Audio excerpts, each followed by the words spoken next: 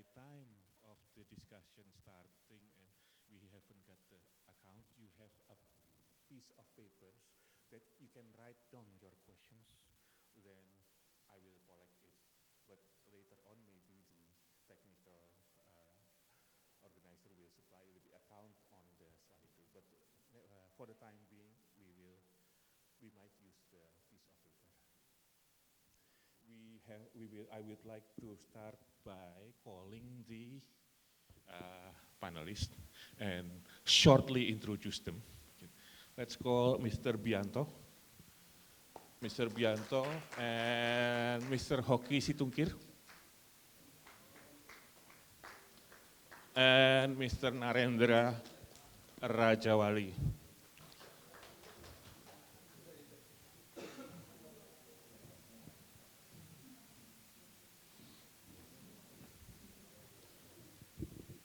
So here with me, there is, I will introduce shortly about them.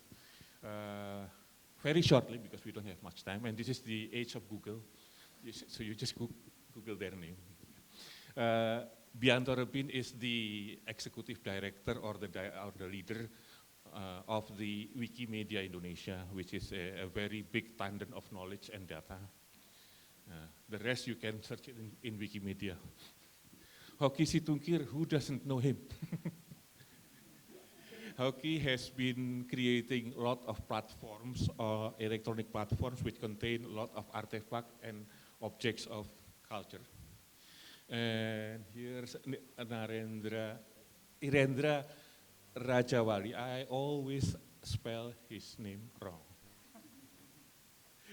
He is the data scientist for the Partnership for Governance Reform, but he has a long history of innovation and rogue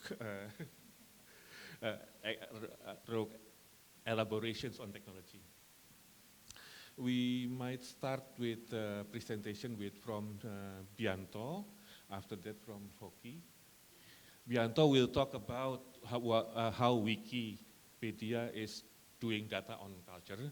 Hoki will share a lot about what he does, we will hear, and Narendra will destroy and rebuild everything on it. Yeah. So it's now 8:50. Bianto, you have 10 minutes. Are you ready? Is there any pointer for Bianto? Screen pointer? Okay, Bianto, 10 minutes.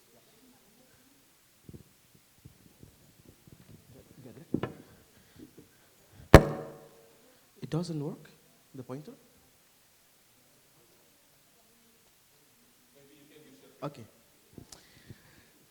Good morning, everyone. My name is Bianto Rubin. As Idaman mentioned before, I'm the chair of Wikimedia Indonesia. So if you never heard about Wikimedia before, maybe you ever heard about Wikipedia. So Wikimedia, actually in the organizations, the Wikipedia is one of the projects.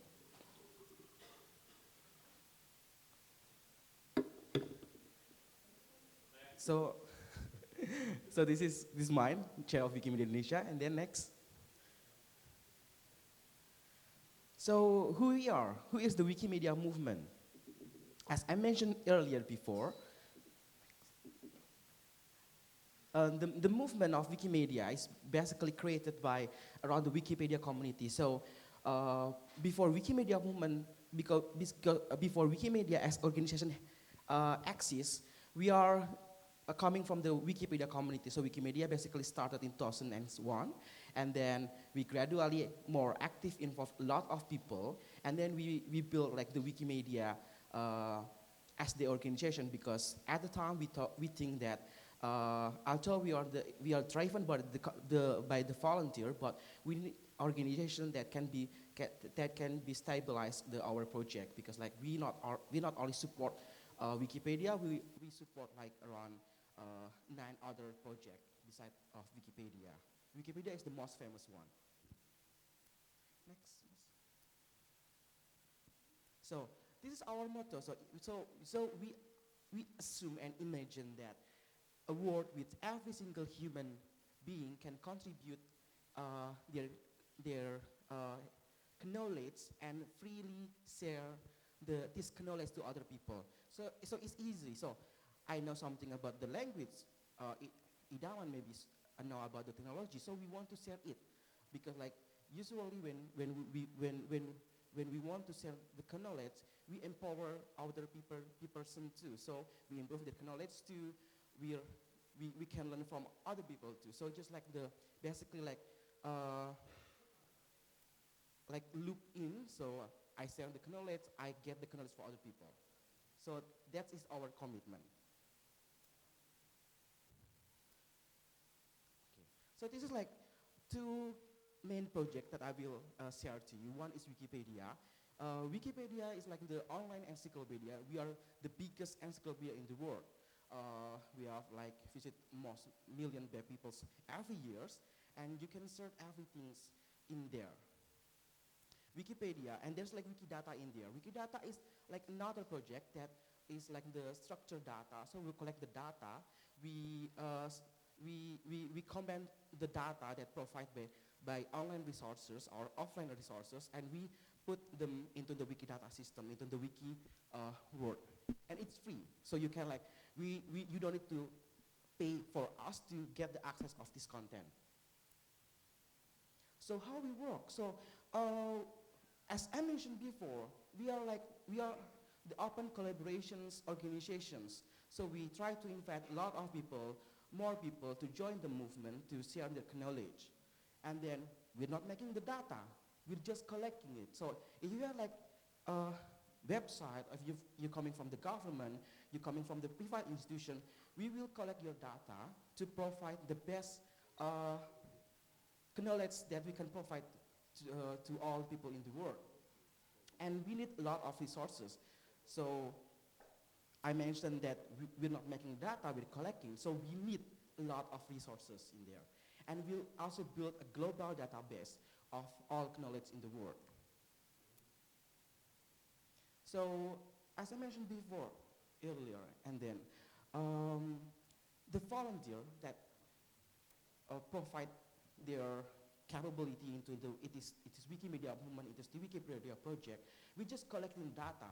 Whether we just, sometimes people assume that, oh, you try to find the good data and then you support into, and then you collaborated within Wikipedia. No, we just collect the data from the various resources that we all these resources also be reliable. So we collect the valid data. We try to elaborate a lot of the data in there and incorporate within the Wikimedia project, and especially like just like Wikipedia and also Wikidata.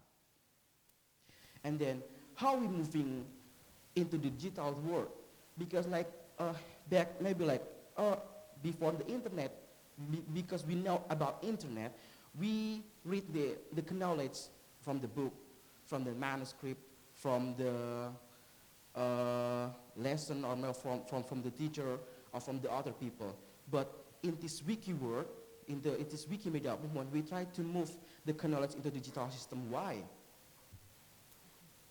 This is the example that we need to do to preserve of the knowledge.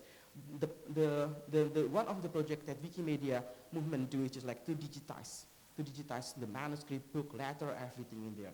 It's turned from the physical into the digital. Just the example, this is one of the letter of the collection of Ki Hajar Dewantara, the first Minister of Education in Indonesia, and we scan the letter and we put into one of our project. And as you can see in there, if you not preserve this kind of the knowledge, it will be gone. You will not see this one in 10 years after this one, even in 1 year. Or maybe you all like heard about the news that the National Museum of Brazil was burned, and then you get nothing. Just like this kind of the idea, we want to preserve into digital, because in the digital it's easy to manage and it's easy to find. This is another example that the Abuan Guru, one of the old magazine of the Teacher Association in the West Sumatra, and then there's like the Pajogi dancer from the Sulawesi. So this kind of the knowledge, we want to show them to a lot of people, not only a specific institution keep their collection, but we can provide to other people too. And then why? Why we start to digitize something? Because yeah, we preserve the physical collection to digital. It's easy to store, and also we can like publish this one easily and to share to other people too. And then how we make the good digital data. When we scan something, when we digitize something, we're not just like digitize that one, but we should like make sure that our data can be found easily by other people by what? By using this kind of the thing. By using the good metadata, you make the good metadata. For example, there's like one manuscript in there. So you can see the author, the publisher, the title, the edition, the language, and everything in there. So when people try to find your data, because in the digital world, it's like a jungle. If you try to find, for example, from the Google, you should like try to type the specific thing. So if you have the good metadata, it will provide other people the exact document, the exact thing that they want to find. And then we also encourage the other institutions, especially like GLAM, the gallery, library, archive, museum, to also to donate their data, because because a lot of the institutions doesn't understand that. They also think that if they own the book, they own the content. Not all of the institutions understand that a lot of the content that they are keep in their collection on the public domain, or maybe like they can share the content that provide that collect by them using another open license. So when you have when the license already like the public domain open license, people can easily use again or share it again, instead of you like it's easy to distribute. Instead you have the closed license. And then how we can use this digital data work?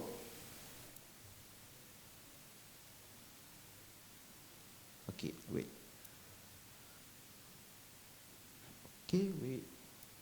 So this like when I start joining into Wikimedia movement, I just assume that, oh, we can like use this institution as the trusted resources. Actually, no, because we just assume that in Wikimedia movement there's no valid data. We should like combine a lot of the data, especially from the government, also from the institution, also from the another people, to find that actually there's no valid data in this world. It's just like the illusion that we keep in the mind that if this data provide, for example, language, if you know ethnologue.com, they provide the language data, it's actually not really accurate. You can just like try to compare with other resources, not only one.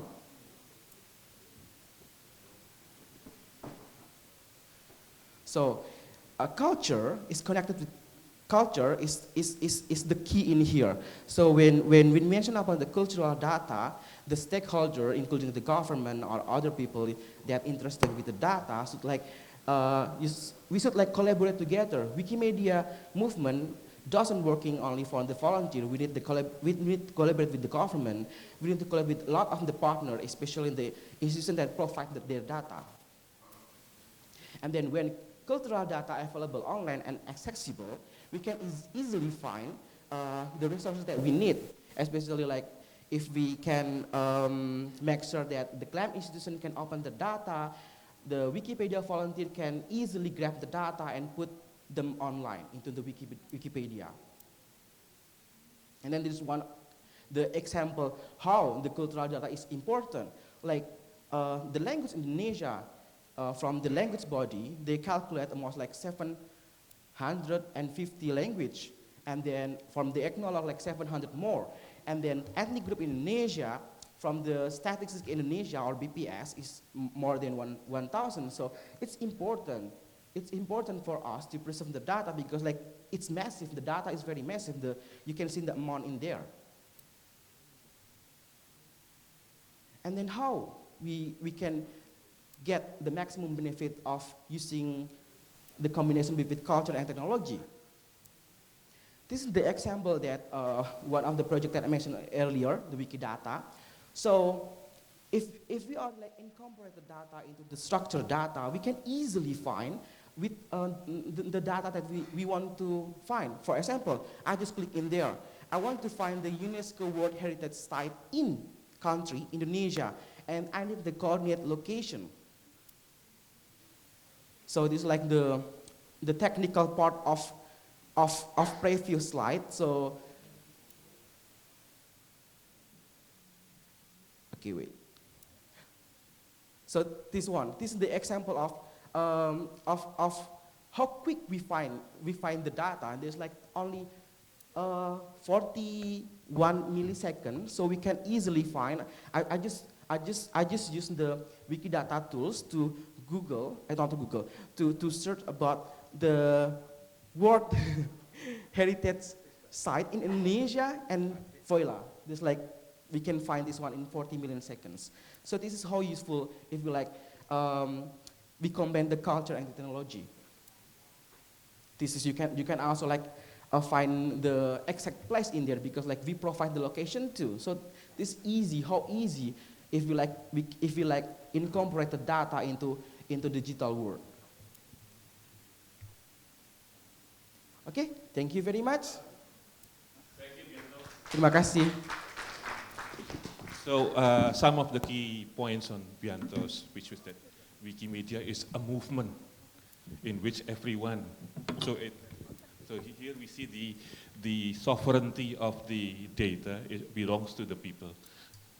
And for that, we go next to Hoki. Do you have the presentation ready or you don't use presentation? Of course I use the presentation. Oh, okay. I'm not a good speaker actually. Okay. But somebody, yeah.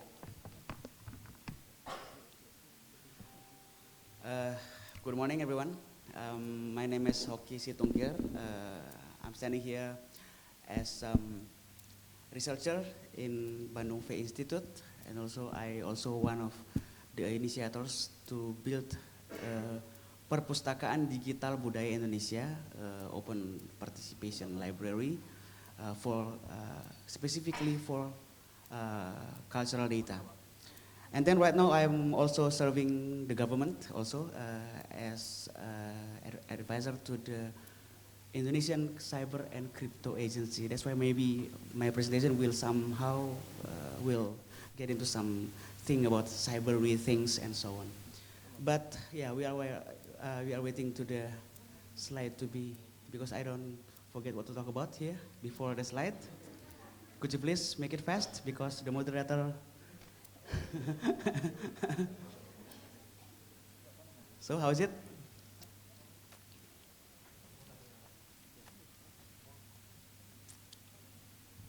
Okay, still black. But yeah, as we are waiting, maybe I would like to talk to you something about the background of everything that we call right now as a cyber thing, cyber era. Actually, my presentation is actually entitled How We Do Culture in the Era of Cyber.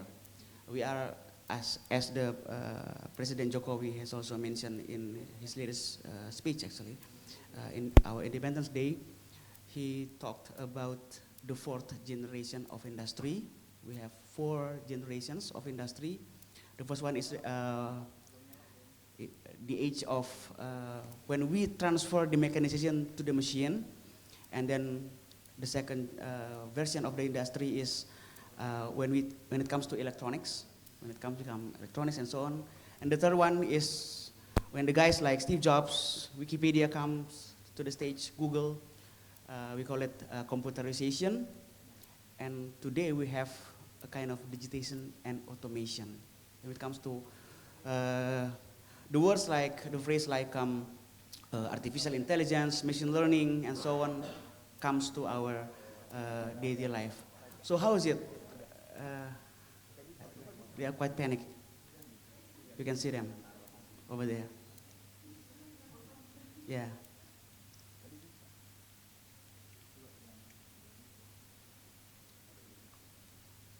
Gimana Pande? Is it okay?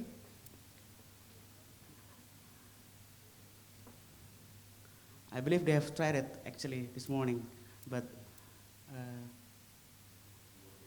of course I cannot speak anything without those to show. I'm not a good speaker.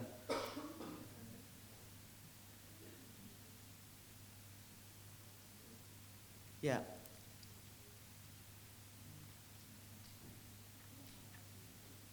Should the cyber things guys come along? How is it? Kenapa tadi bisa?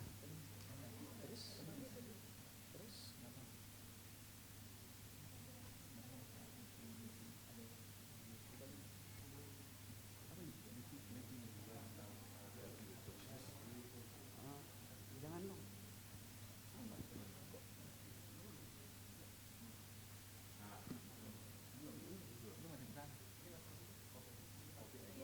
Itu office-nya gimana? Nanti nggak bisa loh. Saya banyak animasi. Formatnya akan rusak. Terus kenapa sekarang nggak bisa?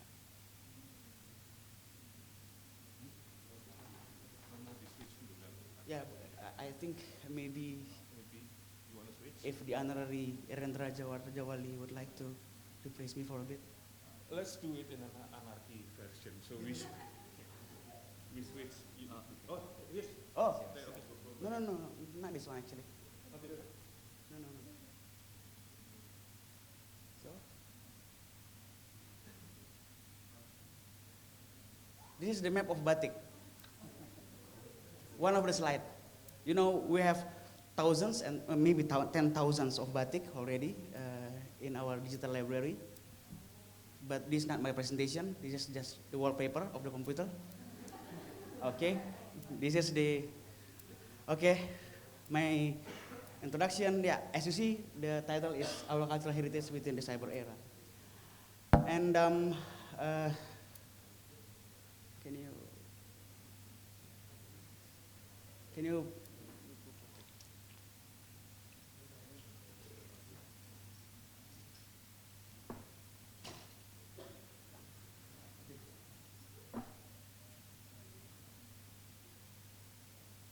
yeah, this is the one that I also that I can remember before the slide. The 4 generation, we have 1, 2, 3, 4 version of industry with the characteristic. Can you please next, please? And then next again. If we see that what makes 1, 2, 3, and 4 difference is actually how we cope with the information. So we have the industry 4.0 is because we a kind of a different thing that what we do with the information. So we can next it.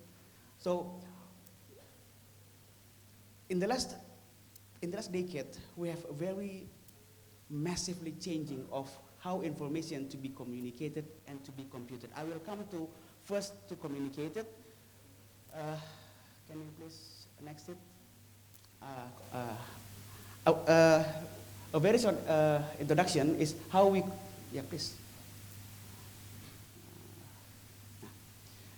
We are calling these days as a big data, and this is the velocity, the volume, the variations of data we have today. But maybe you will just see that this is not really a good illustration of how fast is communication can be achieved nowadays. Maybe I will ask you to some kind of a story about a month ago. Next, please.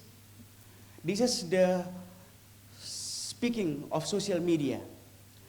In the date of 17th of August, in our Independence Day, we have something here talking about somebody speaking about about somebody found the Indonesian flag in the road, yeah, with the broken.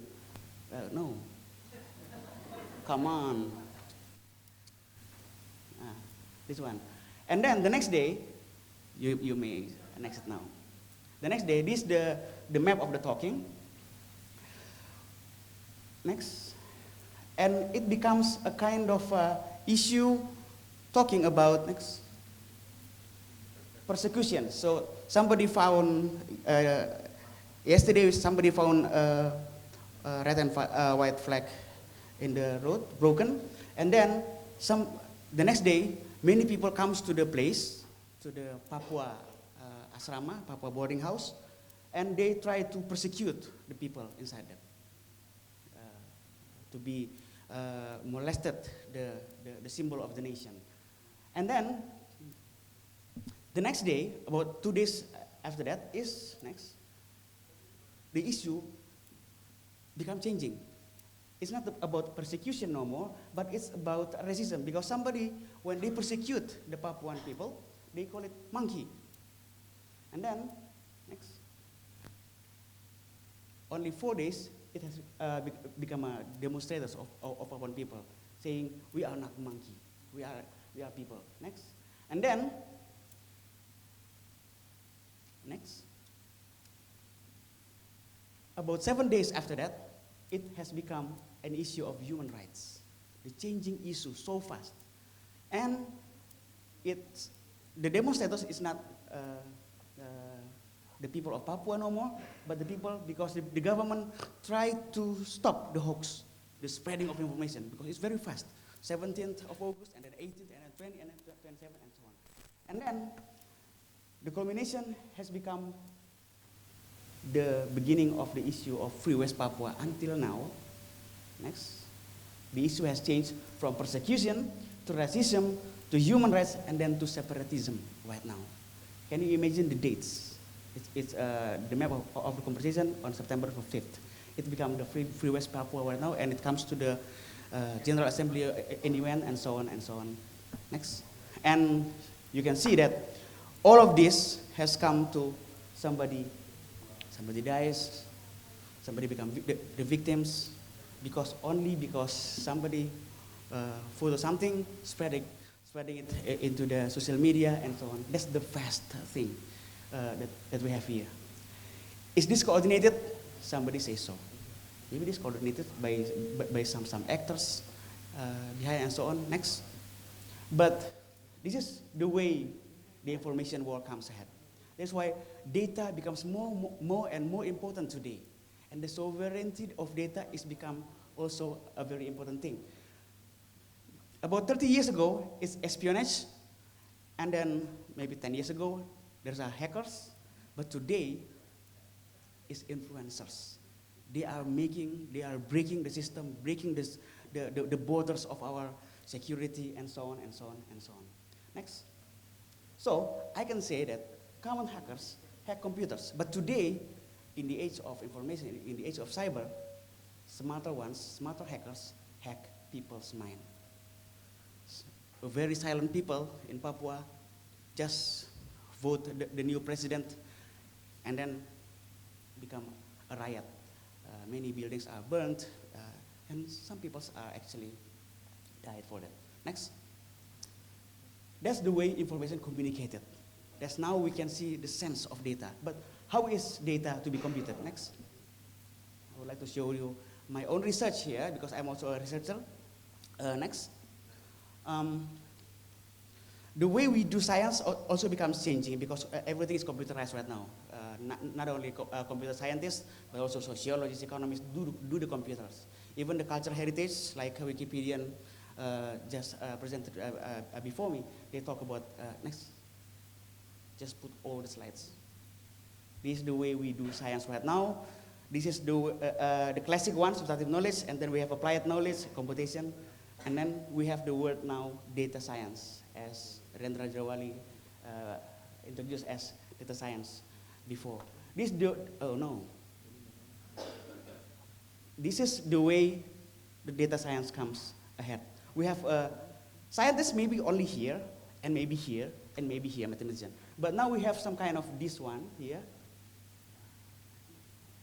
because the fastness of computation we have now, data science. So actually, what I want to tell you here is that next, we have to stop seeing science and technology as separated entities with the cultural tradition. It's actually very entangled, even more entangled than the previous presentation. Maybe next slide, please. So everything is connected right now. Philosophy, arts, batik, songs, music, everything is connected. Ornaments, food. Can you imagine how food beverage things related to the anthropology? Okay, that's related. But about statistical physics and so on, everything is connected right now. I actually about 2 years ago I published a book named Kode Kode Nusantara, Nusantara Codes, trying to the way to try to dig deeper into our cultural heritage in Indonesia, like batik, culinary, and so on, and then find something new meaning. Next. And unlike Wikipedia, we very we are aware that data sovereignty is very important. We make a new kind of perpustakaan digital Indonesia. This way we can, also the similar way with Wikipedia, we ask people to contribute with the data and so on and so on. And now we have right now about 55,000 data with almost 10,000 participants, collecting more than like 6,950 something traditional motifs like the one I've wearing here, batik. This one from the 6,000, and then 1,000 of ethnic song, and so on, and so on, and so on. Okay, we collected, we also search anything with it. But what next? This is the batik. We actually make some kind of a new way of seeing batik. Batik has a philosophy. Batik has a very entangled thing with philosophy, the way of living of Japanese and Indonesian in general. But next, we apply many things right now with batik. We are able to do that by doing some pattern recognition, machine learning things to recognize the pattern of batik, the irregularities, the complexity within it, and then we can find some kind of computational identity of each batik. And then we can apply some biological evolutionary models and so on next to find the one that I showed you with the wallpaper earlier, the mapping of batik. The batik from West Java, and then the Central Java is here. This is from Sumatra. We have Papua here, and so on. This is the we have actually provided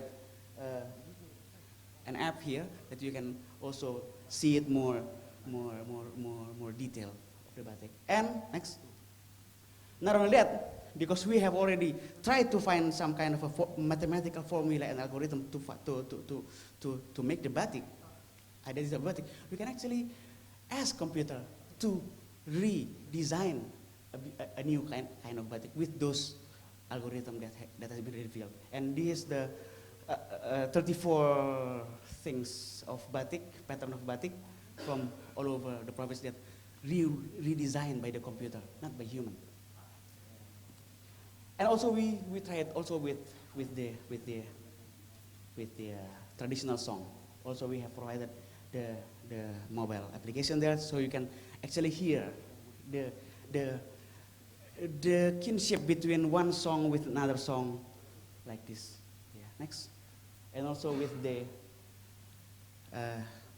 food dressing, sambal in Indonesia. We have actually thousands of sambal in Indonesia. This is the color here showing the similar place geospatially.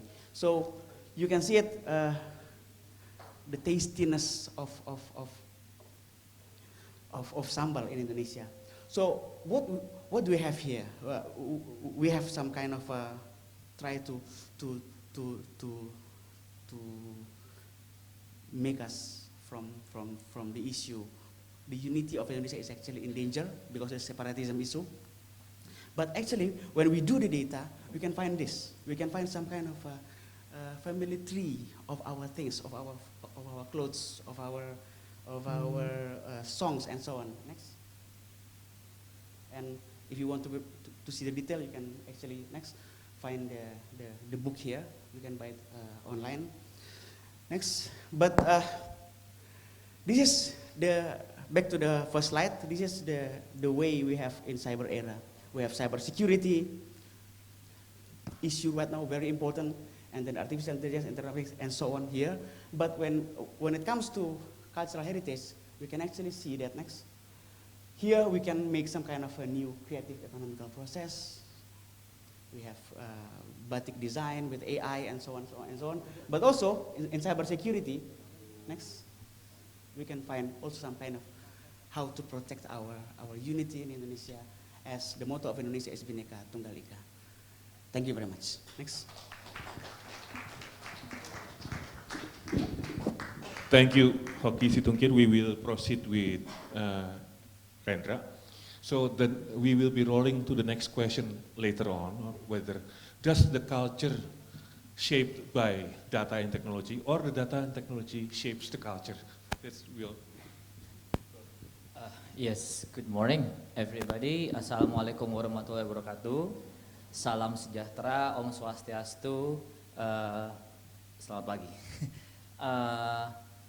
I wait for the presentations. It was in PDF.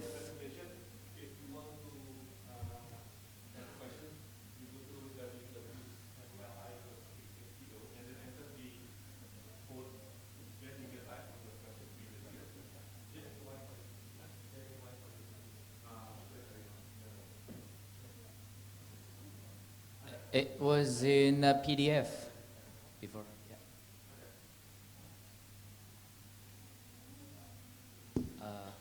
Mungkin, ya, tapi belum nyala. Gitu.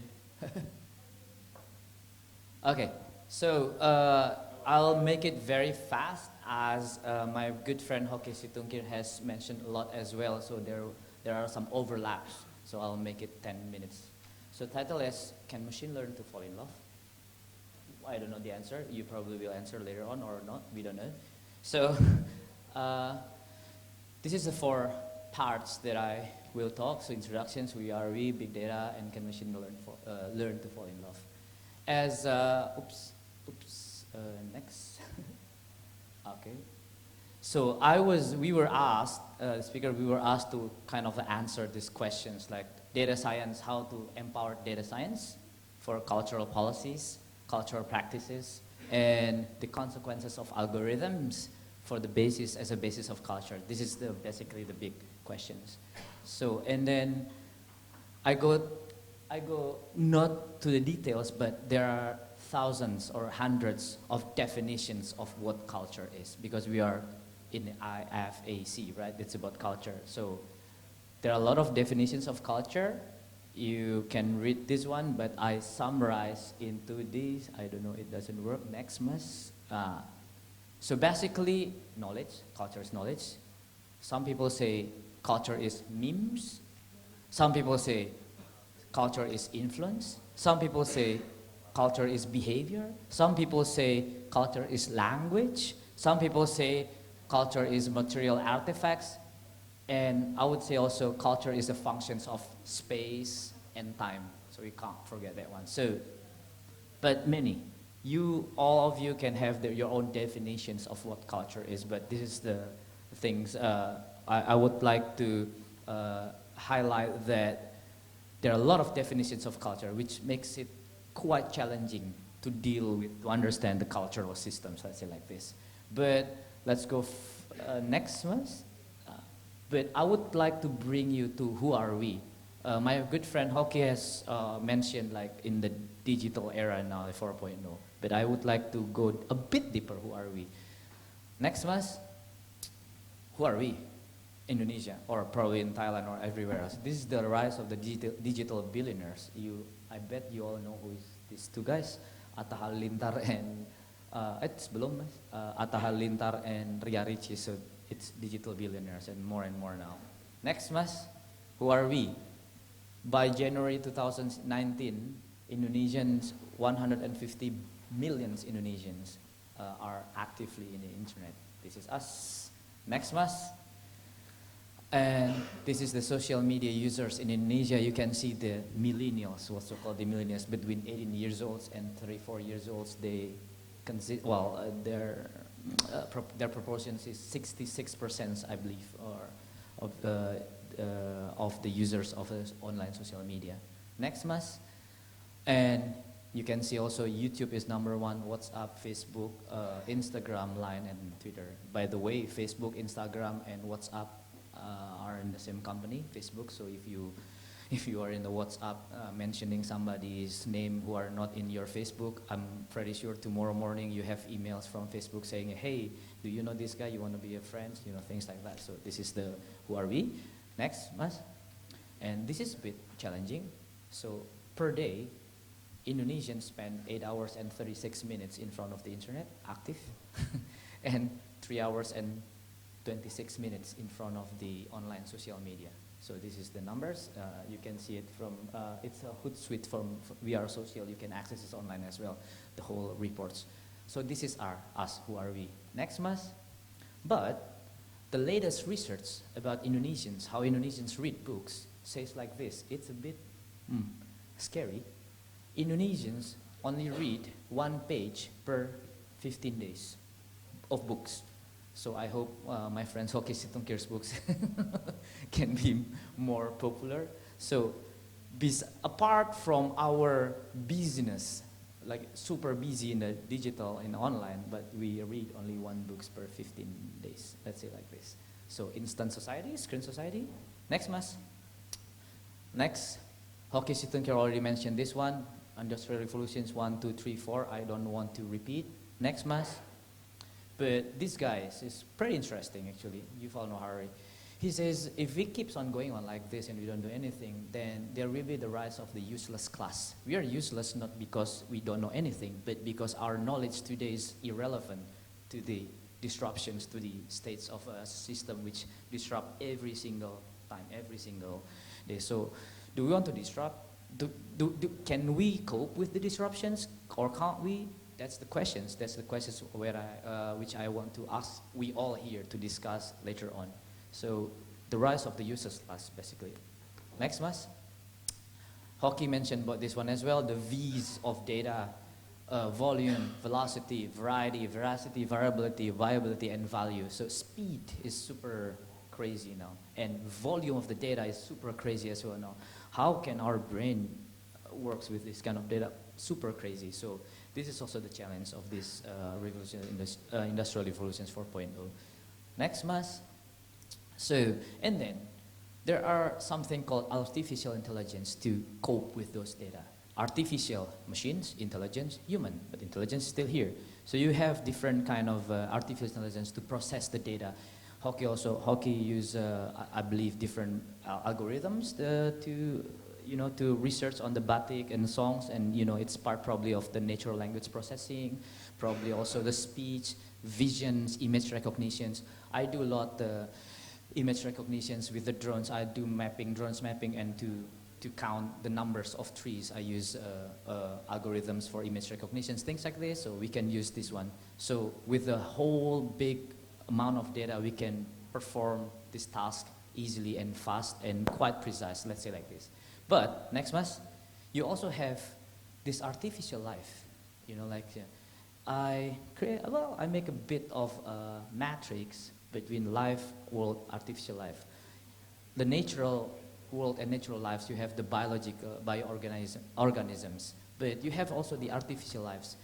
For the first time in the history, human has probably started to make another kind of life based not only on the biological cells, but based on the informational things, which is memes. It's alive. It's like a life thing. So beside artificial intelligence, there is something called artificial life. We can also, you can deal with this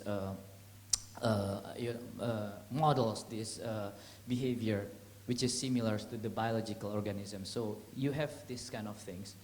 Lanjut, Mas. Next. But we come to the last part, like just make it. Can really machine fall in love? Lanjut. You can access these websites. It's called Aiva. You can put one note, or you can put one songs or whatever, and it creates a song for you. So it's based on AI. Can you call it culture? I don't know. Does it have feelings? I don't know. So you can make really good music with this platform. So you can even choose down there which kind of genre of the musics, pop, rock, jazz, fantasies. Just put one note.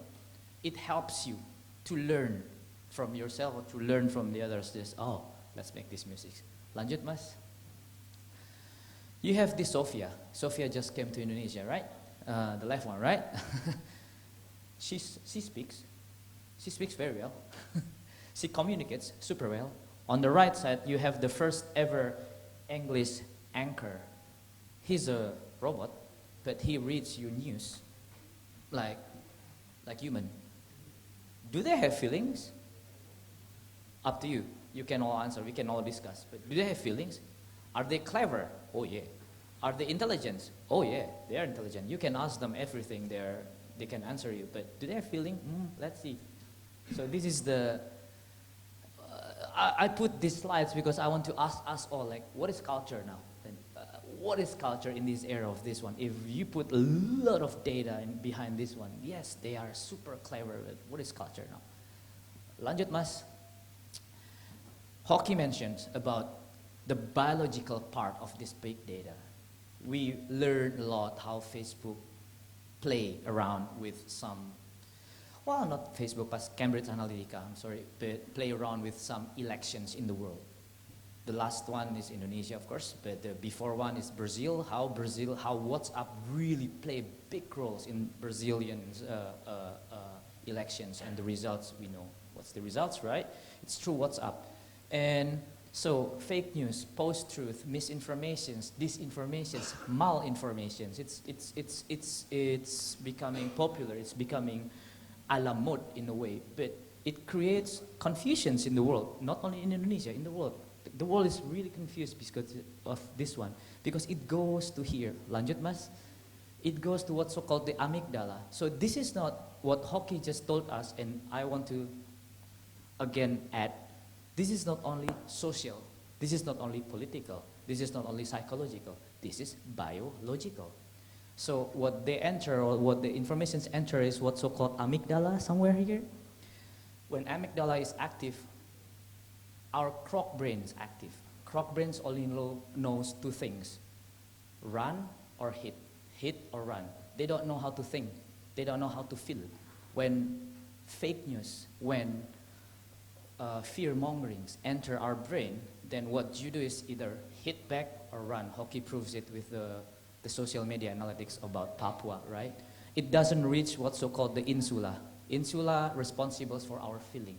And of course, front cortex is responsible for our analytics. So what I want to tell you here now is, in the era of big data, it's not only data, but it's also how data become biological, how data enter this one, become biological. Again, my question is, what is culture?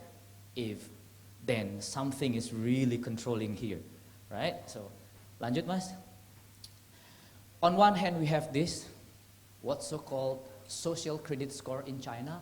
If this morning when I went here, when I want to come here, I saw a lady want to cross the street, and I didn't cross her, okay, then my point is minus.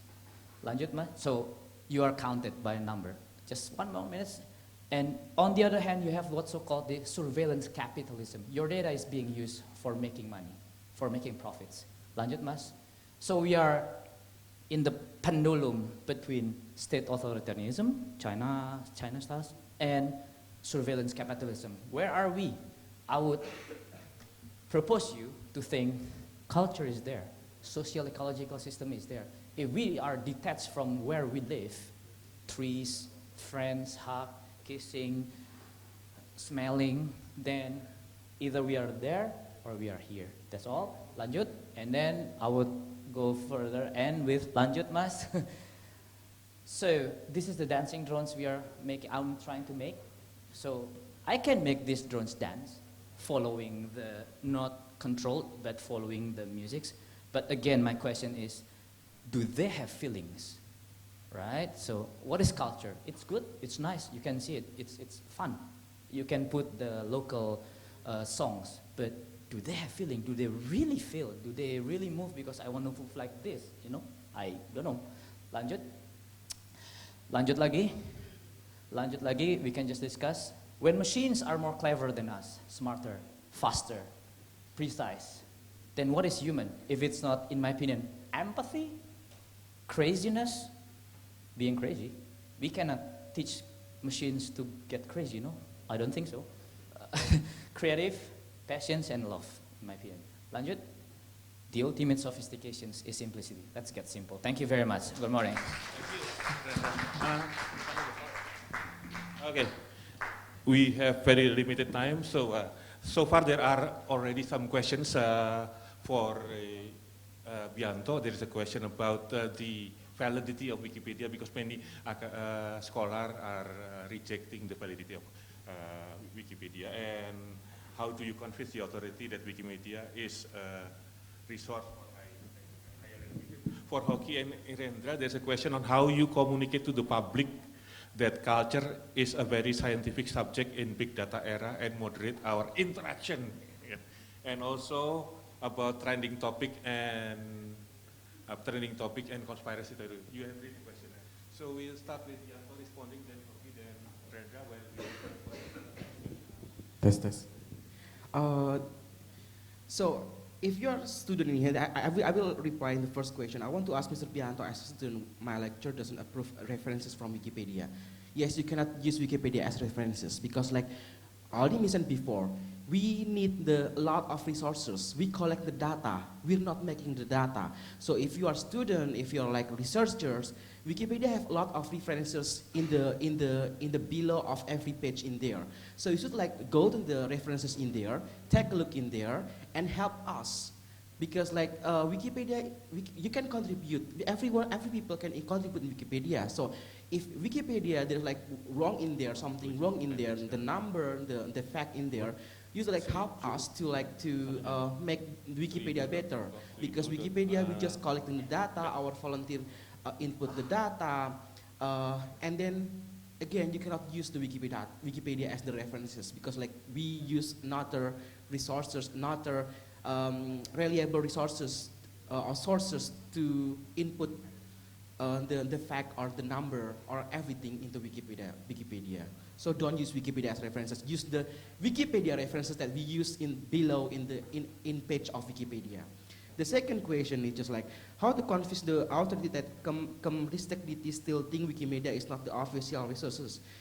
As I mentioned before, Wikipedia just collecting the data. So basically we just like the data hub for everything in there. But we want a lot of people in the world to understand that this data is provided by a lot of people too, adult people too. So we don't assume that Wikipedia is correct. The fact is Wikipedia is correct in there. No, you should take a look in the resources that we referenced before, and if there is something wrong, just edit. As easy as that. Yeah. Next, Hoki, about the conspiracy and escalation. Yeah, all of them. From somebody called Azrohal, how could the trending topic step higher and evolve to more serious case? Example, Papua case. Is there any relation with the conspiracy theory? It's not conspiracy no more when it comes to the data right now because everything has been digitized. The way we use our ATM cards, our bank accounts, our single identity number, our driving license, our passports, everything is connected right now, and it is going to be very easy to connect it to the way we do the social media. Also our geolocation, because when we use our phone, we are actually connected to the BTS in telecommunications, cyberwise, and then everything is actually on the cybersphere. So it's easy to find whether or not something is true or wrong. Like the one that I've presented earlier, or in the case of Papua, it's actually not really conspiracy because we can actually look deeper into it. If you like, maybe we can have some more detailed session. I can show you some things about it. So it's not really conspiracy. Conspiracy is for the industry version 3 or 2 maybe. But today everything is, we can easily actually, with some scientific things, scientific methodology, some computation, and some access to the data, actually we can easily find whether something is conspiracy, hoax, disinformation, or a true information. So that's about it. And then the question, how you communicate to the public that culture is very scientific subject in the big data era and moderate our interaction in this era. That's our job actually, not only for me and Irendra Rajawali. Well, our life is actually very scientific things and also culture and heritage. I believe if you read some of the books that's shown by Irendra Rajawali's slide previously, we can actually see that, well, everything is about information. Everything what we do since the beginning our species emerged to the earth, actually everything is about information, how we process information, how we work, how we mechanize, how we do everything, what we eat, what we love, what we think of, everything is actually information. Nothing is actually really real when it comes to fourth industrial revolution. So, yeah, so I think it's our job. And one of the most important is the awareness. Not really a scientific subject because everything is actually scientific, but the awareness of how we do the data, how we submit the data. We have to be very careful to somebody that collect data. And it comes to the third question for me, I suppose, for Bian and Oki, how can you pay the contributor? Do you have sponsor for the project? No. Unlike Wikipedia, maybe Bian can answer about Wikipedia. We actually do it by donation, and at first we do it. I know, well, you know, I receive a lot of quite a lot awards, and it comes money with it. And those monies that I've got was the first pioneering the website. But now some people come also giving the hand, donate to the website, and I think it's not exaggerating if I am quite proud that the digital library, until now, we don't have actually received many sponsors for that. Not many, no sponsors actually right now. But for the events about the digital library, well, that's okay. But for the sake of the data itself, we provide it by ourselves, and we can make sure that the data is stored in Indonesia, not in everyone, in every other places, and also open for everyone that want to know more about the cultural heritage. Is this for me? Can AI substitute the feeling in batik, as batik by definition is method? Maybe Rendra Jawali can answer this because his presentation is asking if machine can love, but I think I would like to add more question before Rajawali will answer this question. Is it possible that actually feeling is not exist? Because everything is intelligent. Thank you. You know the question. Oh, well, I know the question, I don't know the answers, but the answers, thank you. The answers, the questions about these science, communicating the public that culture is very scientific. As a, well, claim as a scientist, I think everybody was born as scientists because they were born, they can see, they feel, they observe. Science is about observing, science is about trying to understanding, and science is also about trying to explain something, but not losing the beauty. I think Hoki agrees with me. So something that is sometimes forgotten in science is the beauty. It's the beauty. The more you search, the more you find, the more mysteries come up. The more you find, the more mysteries comes up. And that's beautiful in my opinion. But also the culture as well. You can't make culture if you don't have grips on the materialities of things. You can't make science. So culture and science, in my opinion, as answering the questions, it is culture is science, science is culture in the way both shares this feeling of beauty, feeling of explaining some things in a beautiful way, things like that. And the questions about how to moderate this one, there's a saying in the book by Antoine de Saint-Exupéry, it's called Le Petit Prince, The Little Prince. It says, l'essentiel est invisible pour les yeux. The essential is not visible for the eyes. search. How to moderate? Let's make us as a species which is searching and keep on searching. I would say like this. So be anxious, in the good way, of course. Be anxious about searching from the cultural point of view or from the scientific point of view. And as my friends Hoki asked me, us all, is it possible that feeling doesn't exist because what does exist is intelligence? It's so super difficult, but if we go deeper on the genes, these books of Richard Dawkins, The Selfish Genes, it says like, human body is just the functions of how genes thinks or interact. So it is possible feeling doesn't exist, but I don't want to believe it. I want to believe that feelings does exist. Thank you. Okay, thank you. This session is standing between the coffee and the next session, and we have run out of time a few minutes ago actually. But I know that you still have some questions, so feel free to write it down on the piece of paper and we'll process it later. But due that there are more sessions after this, I have to cut this session, this formal session, but the interaction is still open through other channels. So I would like to say thank you to the 3 panelists and thank you to everyone. And there is something, oh yeah.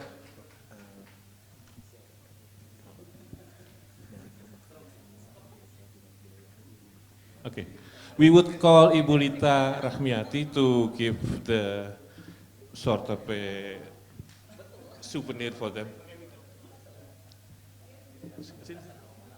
Kan? Oke. Foto-foto.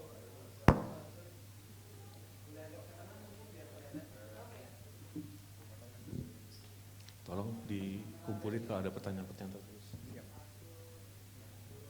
Enggak, dibawa aja. Kasihin ke rapor tuh.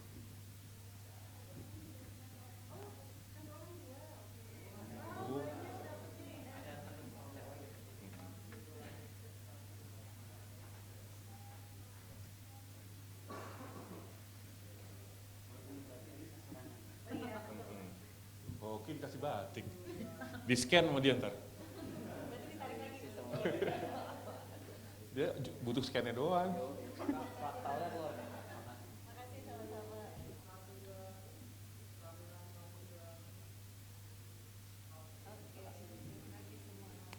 Terima kasih. Yuk. Thank you. So we can stop the session. Apa? Oh, foto.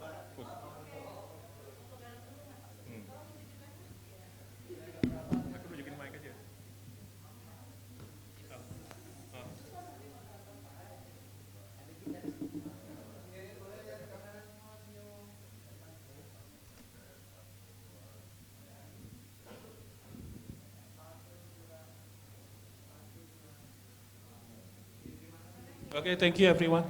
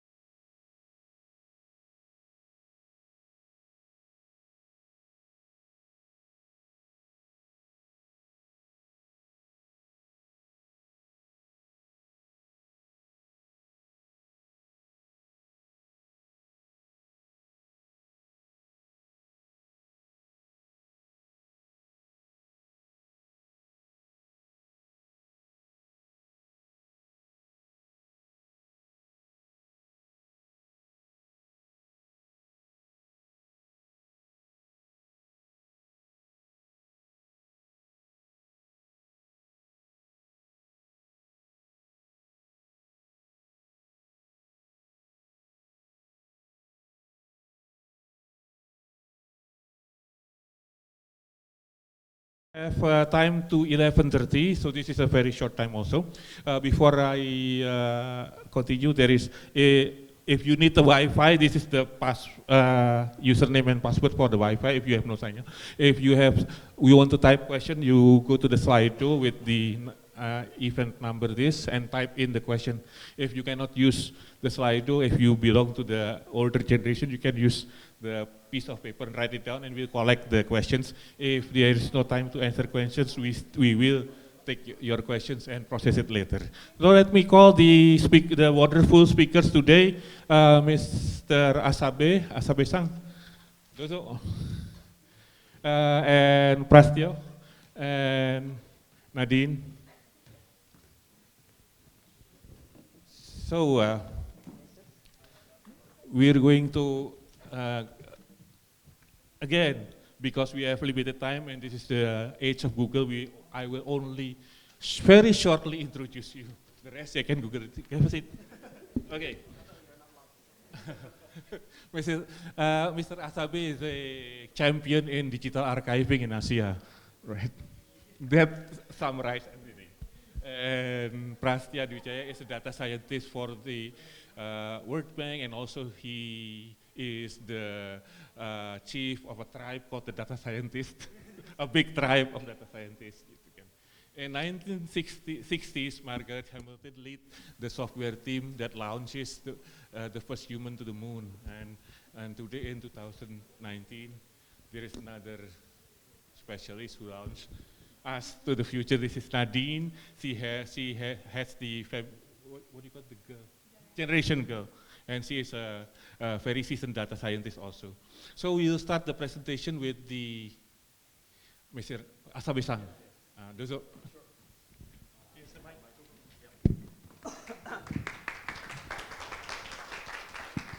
Thank you everyone. And can I have a presentation maybe? Selamat pagi. Is this correct? Okay, sure. Selamat pagi. So good morning, ladies and gentlemen, and thanks a lot for giving me a chance to do this presentation in front of you in IFAC. I will talk about the digital archiving solution AMLAT of NTT Data Corporation, which we believe works for the advancement of culture. But before I start talking about the main topic, let me start from talking about myself a little bit. So, the self-introduction. My name is Asahi Hasebe. My first name is Asahi and last name is Hasebe. So if you call me, just say Asahi. So if I say Selamat pagi everyone, then you say Selamat pagi Asahi. Shall we try? Yeah. Sure. Selamat pagi everyone. Selamat pagi Asahi. Terima kasih. Thanks a lot. You are so kind. You are so kind. So I'm working for NTT Data Corporation, and in Japan, I'm from Japan, and to be precise, I'm from Hokkaido, Japan. Do you know Hokkaido? Of course, of course. Thanks a lot. So it is the northern part of the country, and it is the coldest place in the country. So there are much snow, and this is for your reference, but let's go to the next one. So this is how children play in winter. There are much snow and slides made with snow. There are many snowmans. I know how to make a good snowman for you, if you are interested. And they are my neighbors. So if you go to my hometown, which is Asahikawa City in Japan, you can see the penguins walking in front of you in the zoo, and they sometimes walk and they sometimes sleep. It's cute. So please try if you have a chance. So what I want to say here is that I'm from that place completely different from Indonesia or ASEAN countries or maybe many of your countries. And thanks to the business of digital archive, I had a chance to visit many places, and I always enjoy the difference and diversity of culture. And actually last month, I had a chance to go to Yogyakarta in Indonesia. So let's see the next one. You see how much I was excited with Prambanan, right? And I excited with the buildings and the historical place, and also we respect the diversity of culture, and we are very motivated to work for the diversity of culture. And this is what I'd like to talk with regarding the digital archiving solution AMLAT. So let's start talking about our company and our solution. So who we are? NTT Data is Japanese IT company, which is a group, or NTT Group. So you may know NTT Docomo or some other NTT companies, but NTT Data is one of NTT companies. And so we are IT company developing IT systems for clients, such as the clients are in public sectors, finance sectors, and private sectors such as manufacturing, logistics, telecoms as well. And we are located in more than 50 countries in the world. And we are one of the teams in NTT Data. So what is AMLAT? AMLAT is, in short, digital archiving solutions for museums, archives, libraries, and else. Else means private companies, manufacturing companies, or broadcasting stations, universities, academic institutions, and so on and so on. And our main concept for AMLAT is data for the future. In today's world, we have huge amount of digital data, but we need to find a way to preserve the data, and we find a way to organize and show it to the world on the web. So this is what AMLAT for.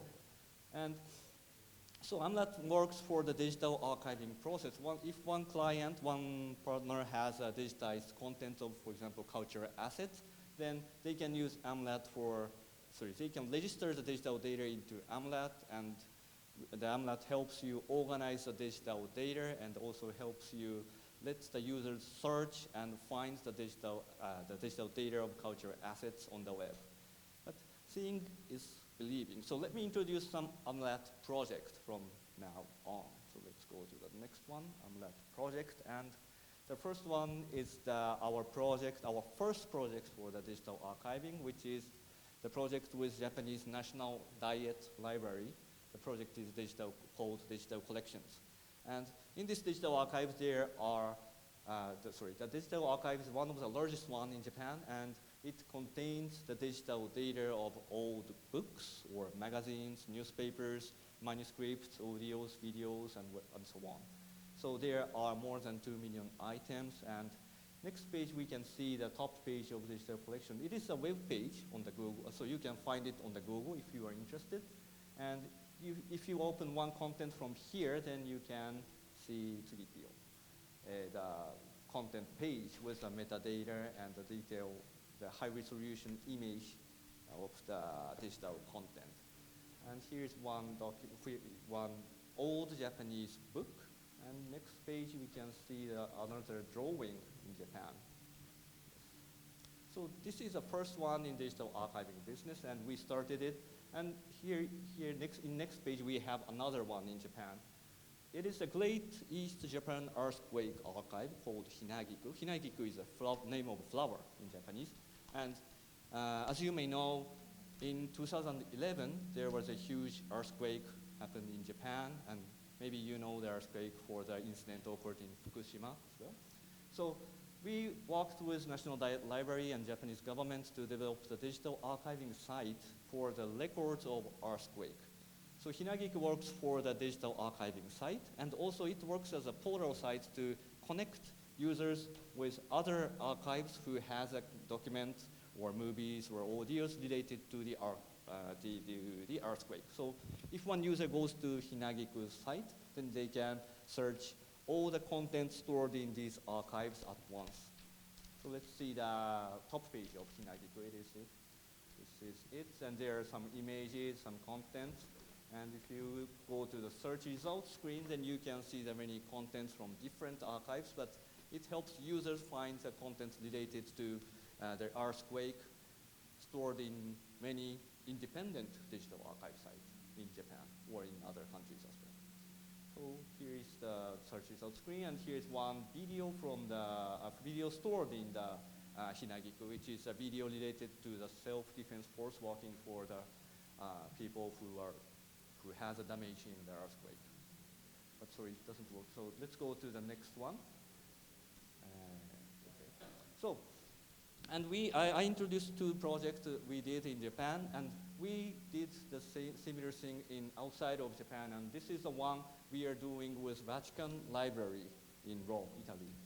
So that project is called DigiVat League, and so the Vatican Library has more than 80,000 manuscripts. Manuscript is an old handwritten document related not only to Catholic, but also to Buddhism, Muslim, or regardless of the place. Like they have a content related to Japanese history or some Asian history as well.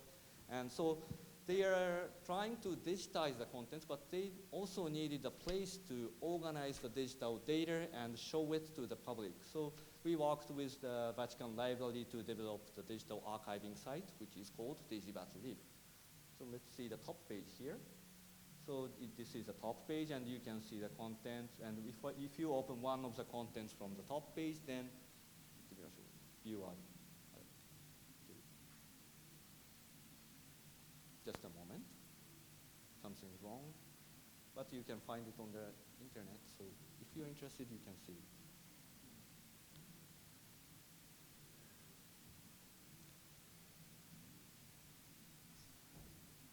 Shall we try Selamat Pagi again? Oh yeah, oh, not yet.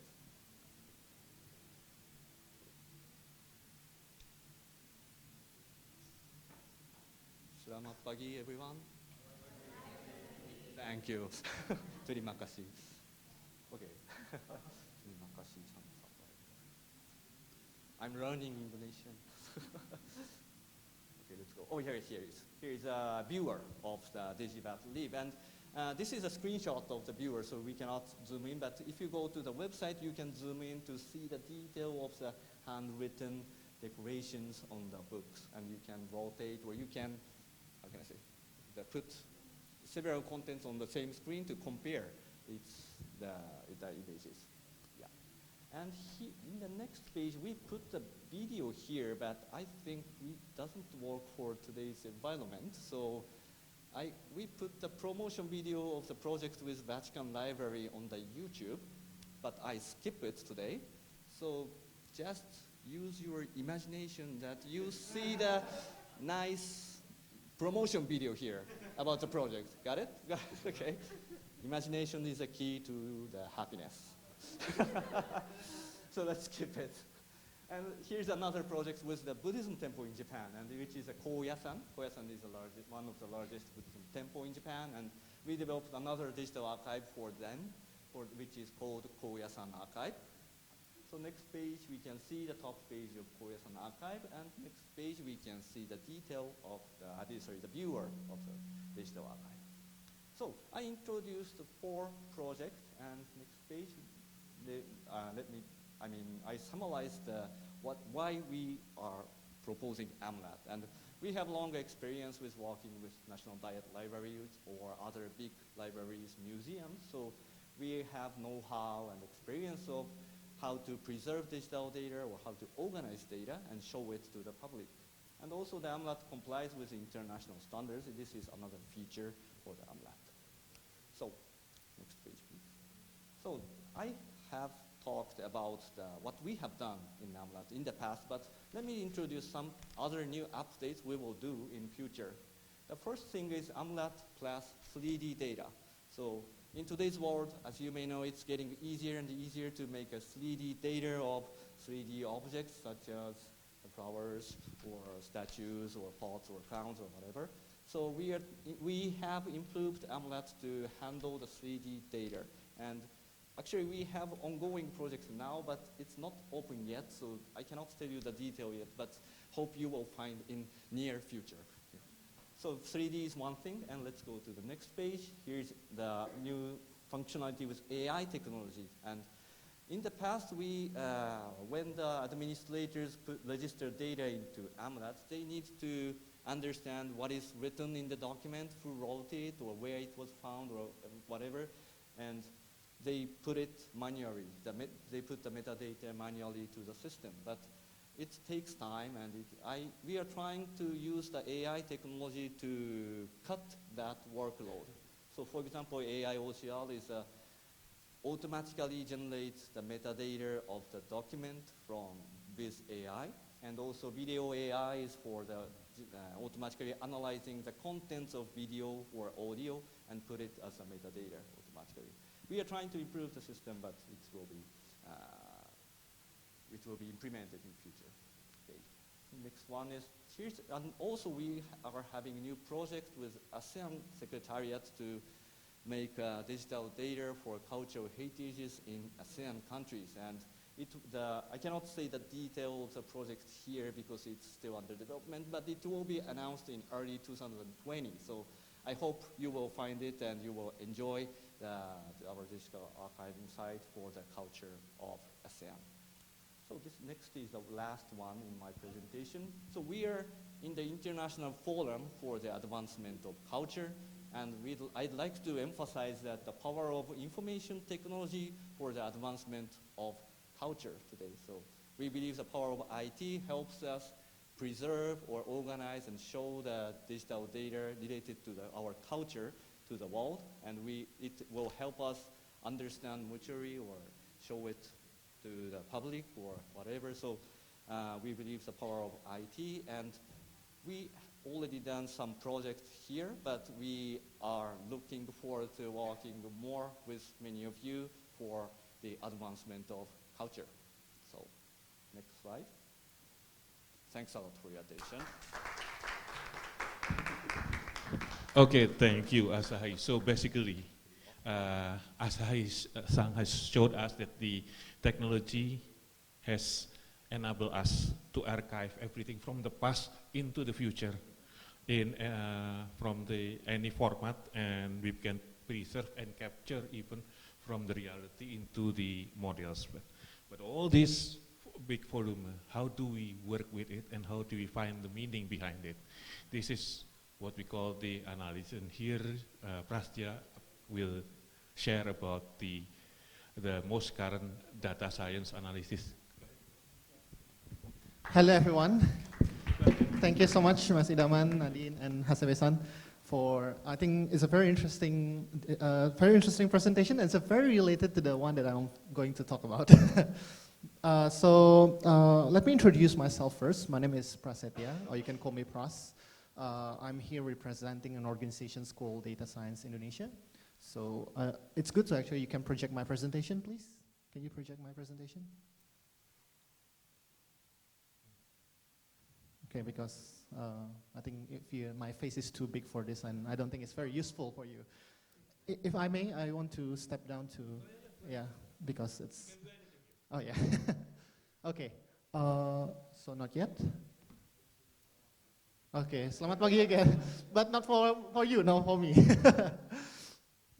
But I think while we are waiting for the presentations, I think I can share a little bit about the organizations that I'm representing for today.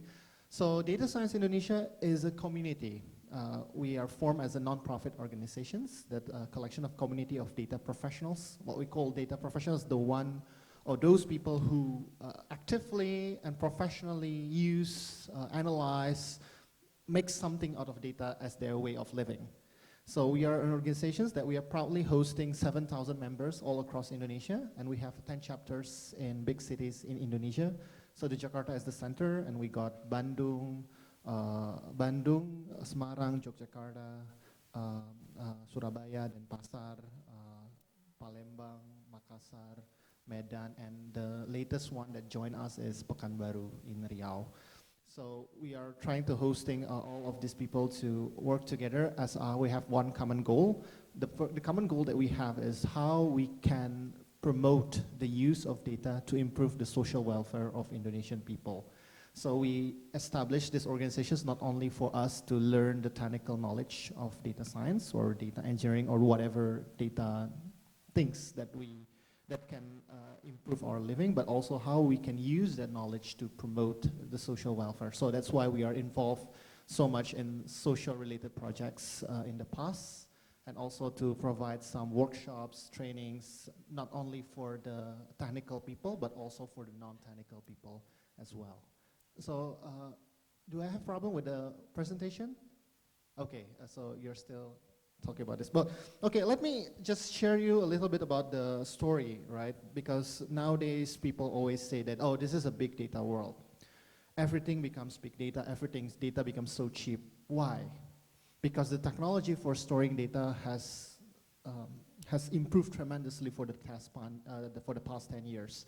So if you know the words that usually being presented in the IT conference or big data conference, they always say, the 90% of data just created like 5 years ago.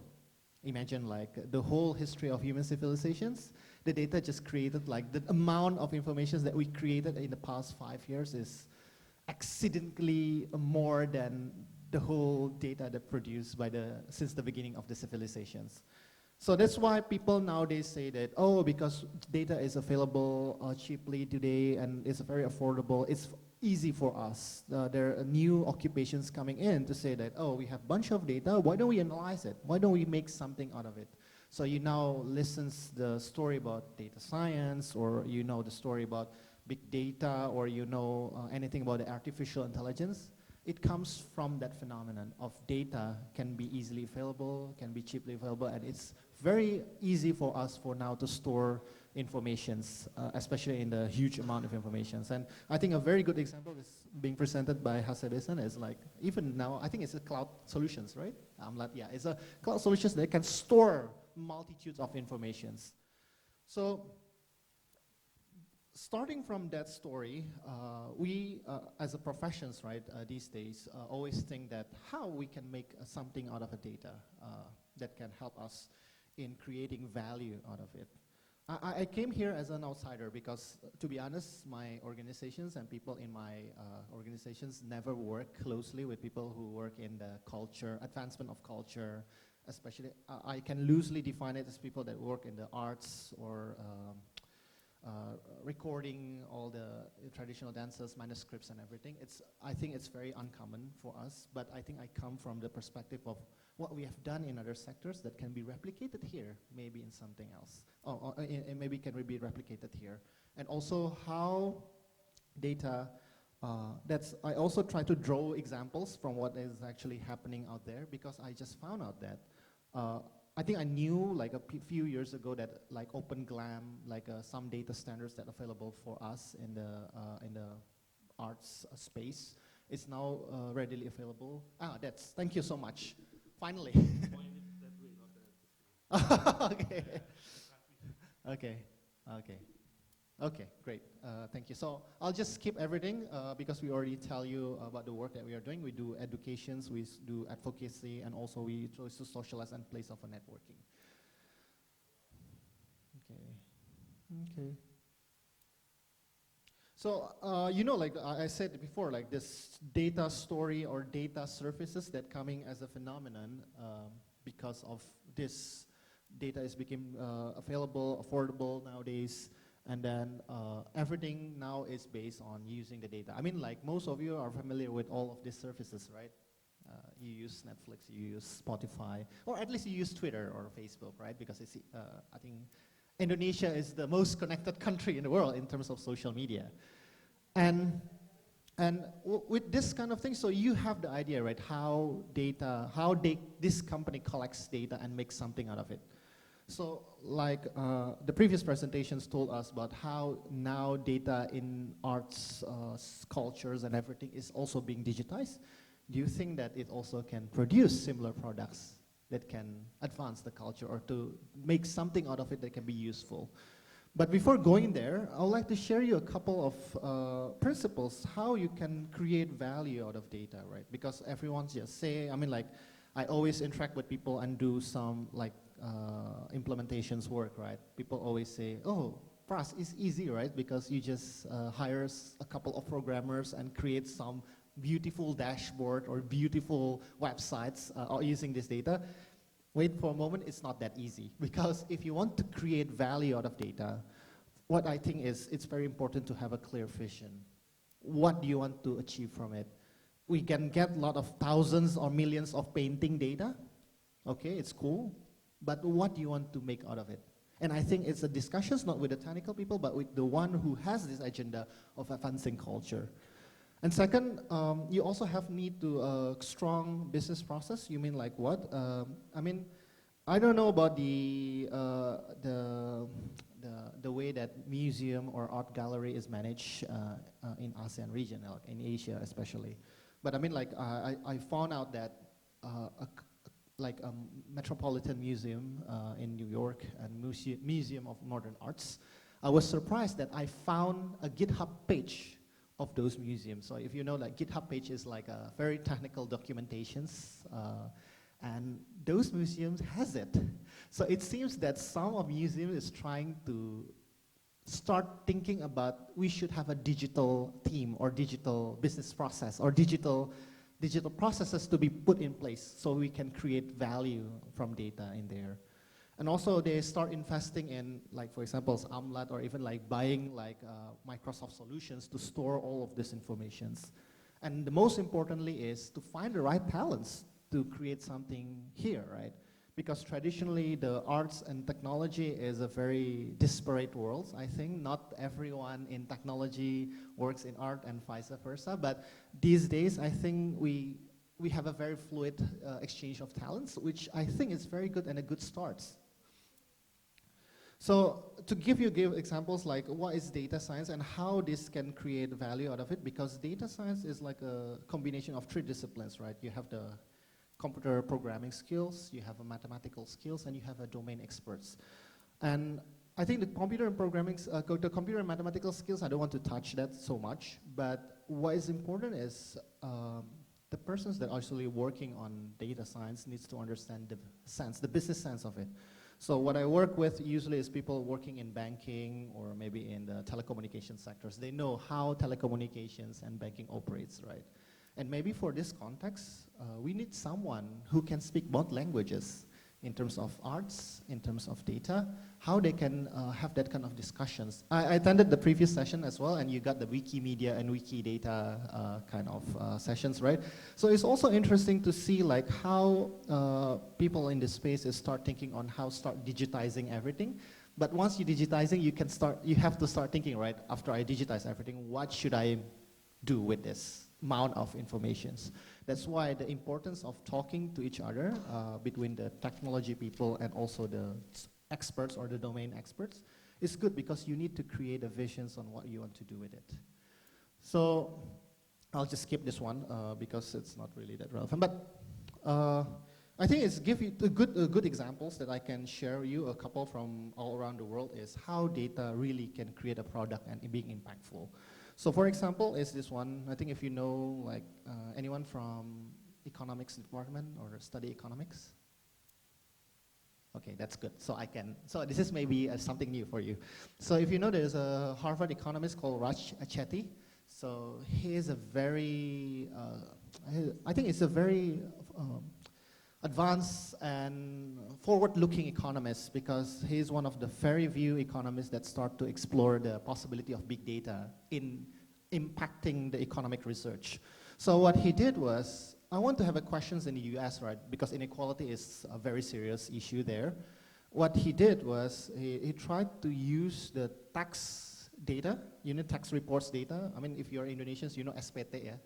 The annual tax report data of many years, and then he constructed a model to see and predict if you are born in this particular of county, how does this affect your future earning? And it seems that inequality in the United States is deeply embedded. Even the place that you are born will affect you, whether you are going to be rich or you're going to be poor. So if you see here, is there a laser? No laser, right? Okay. You see, like, even the adjacent state or county is actually affecting you in terms of the inequality does, right? So it happens because you have the knowledge, you have the domain experts, and you have the data, and then you can create something, because this is so impactful that it involves the discussions of the inequality in the US. And this one is also a very good example, because like when I see like arts data is mostly about visual and computer, like a visual, a pictures kind of data. And it's possible to exploit nowadays to analyze the picture data using technology and using data analytics. Like for example, this one is coming from Jakarta in collaboration with University of Chicago. They're using a video they're using a video data to analyze and to predict traffic accidents, if I'm not mistaken. I think they try to reduce the traffic accidents by identifying the risky drivers or risky vehicles and do some intervention with it. And you see, like something very interesting here is it's a very localized solutions, because in the Chicago, it's a very different traffic, right, in compared to Jakarta. I mean, if you're driving in Jakarta, it's like a crazy hell, okay? And then what is also interesting is because the model that they produce only predict traditional vehicles. You have trucks, you have motorcycles, but they forget in Jakarta you have street peddlers, gerobak nasi goreng, and you get bajai, and you get all of these things that increase the risk and everything. And you see like how this local knowledge can involve and affect this in terms of this. And then a couple of things is also to collect, also some things that I want to show you here is how the human rights commissions also can collaborate with the data people to create something meaningful. This one is to reduce the housing discriminations in the US as well. And like I say, that this data science and everything can affect many lines of life or many sectors. And not necessarily it's going to be commercials, it can be something else too. And this is where I want to come to is something that I find it very interesting is like the Microsoft and the Metropolitan Museum is collaborating to use this, how they can use the data that being digitized into something can be impactful. And one of the examples that I saw is very interesting because they try to automate using the collections of digitized data. They try to automate, they can help you to, so the system can send pictures or send arts product or send arts object based on your feeling today. So they can detect your mood and see, oh, you're sad, so I can give you this good painting to maybe uplift your mood or something like that. So you imagine that because of all digitizations, because of the affordable data, you can produce something like this. And of course, if you can do it because of you are producing a lot of data and you have to open the data for you, right? So for example, this modern art, they have plenty of data that can be analyzed and they can be used as a product. And yeah, and the next one is, this is examples that I think are very good for, they try to produce something to predict the value out of arts objects as well. So to skip it everything, what I want to have a take here is try, especially for those who work closely with arts, maybe it's time for us in Asia or in Indonesia in particular to start thinking on how we can collaborate on this. When I send this message to technologists, I always say that you have to improve your skills, but also to expand your horizon on how possible it is to collaborate between those two. And of course, the enabling environment to this is how you can start opening the data and digitize the data. And collaboration is one of the key in ensuring that something meaningful can be produced in terms of advancing the culture agenda. Thank you so much. Thank you, Pras. So we've seen from the presentation of Asai that we can archive everything. And from Pras' presentation that we can analyze it in many ways, deep learning, shallow learning, or whatever. But Pras underlines that we should have vision and the value chains. And he mentioned that one, and the fact is that most of the prominent actors are the business companies, big companies. And while in the morning session we see that Wikimedia is a non-business who also, so the question is, what are the relations of the actors and is there any gaps? Because sometimes gender gap is a reflection of other gaps such as power relations. Now, to analyze whether there are gaps and so on, we will invite Nadine. 10 minutes. Okay. Should we do selamat pagi again? Selamat pagi semua. Yeah. Okay, jadi, oh wait, English, right? English. Yes. Perfect, because I speak better English. Hi everyone, good morning. Thank you so much for having me. I'm gonna keep this as short as possible because I would much rather we start having a discussion between the three of us, or I guess the four of us, rather than just me speaking here about something. So I'm going to focus a little bit more about the role of data in culture and how it can either be an advantage or a disadvantage, actually, for culture.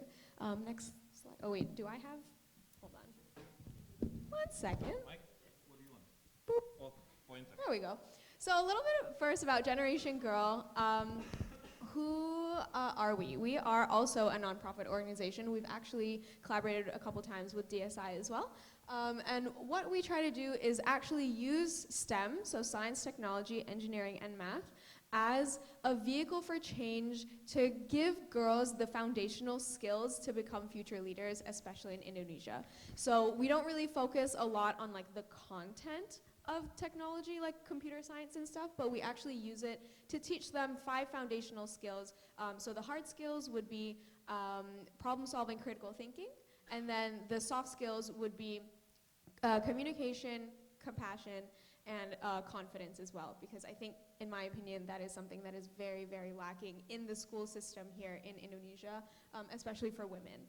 And the reason why I actually founded Generation Girl is because I, up until like 2 months ago, was an engineer myself, and I didn't see that many female role models in my field. Of course, you know, there are some really, really big names out there, but I didn't see any or I guess I didn't see many local heroes and also attainable role models. So you either see like people who are like, you know, fresh graduates really trying to start out, or you see like these high-level CEOs who are like, you know, killing it. And you don't really see like the people, like the steps on how to get there kind of thing. So we were kind of hoping that we would create a community of women who could become these future leaders, but also help the next generation of future leaders as well. So with that in mind, we actually have a bunch of programs, and a lot of our programs actually start from the high school level, because what we realize is a lot of these foundational skills, you can't just have like one workshop on it and like instantly get it, right? So these are foundational skills that you need to really learn from a very young age and continue building up as your career goes on, so that it really becomes a, you know, part of your life. So the 2 ones at the top, the Winter Club, Summer Club, those are basically like boot camps during the high school girls' summer and winter holidays, and we teach them different topics of STEM, but also integrating the soft skills that I talked about just now. Outreach is a really fun program. It's actually like a pseudo internship program for high schoolers. So we partner with a bunch of different tech companies, and we partner the girls with engineers within those companies, and they create a project together for 3 months, and then have this like big demo day where they can present their projects. And electives is something that we're piloting next month. It's basically our first 18+ program. Again, same 5 foundational skills, but it's just a continuation of all that we're already doing. So how does Generation Girl actually use data analytics? I'm speaking so fast right now. So how do we use data analytics? The first one is, of course, program quality control. So every single program that we do during the program, if it's long-term, or of course after, if it's like a very short, like 1-day program, we'll always do feedback forms. And those feedback forms, we use a tool where, of course, like we'll analyze all of that data, we'll summarize all of it, and we'll basically figure out not just how to improve this particular program, but also how to improve the future programs as well.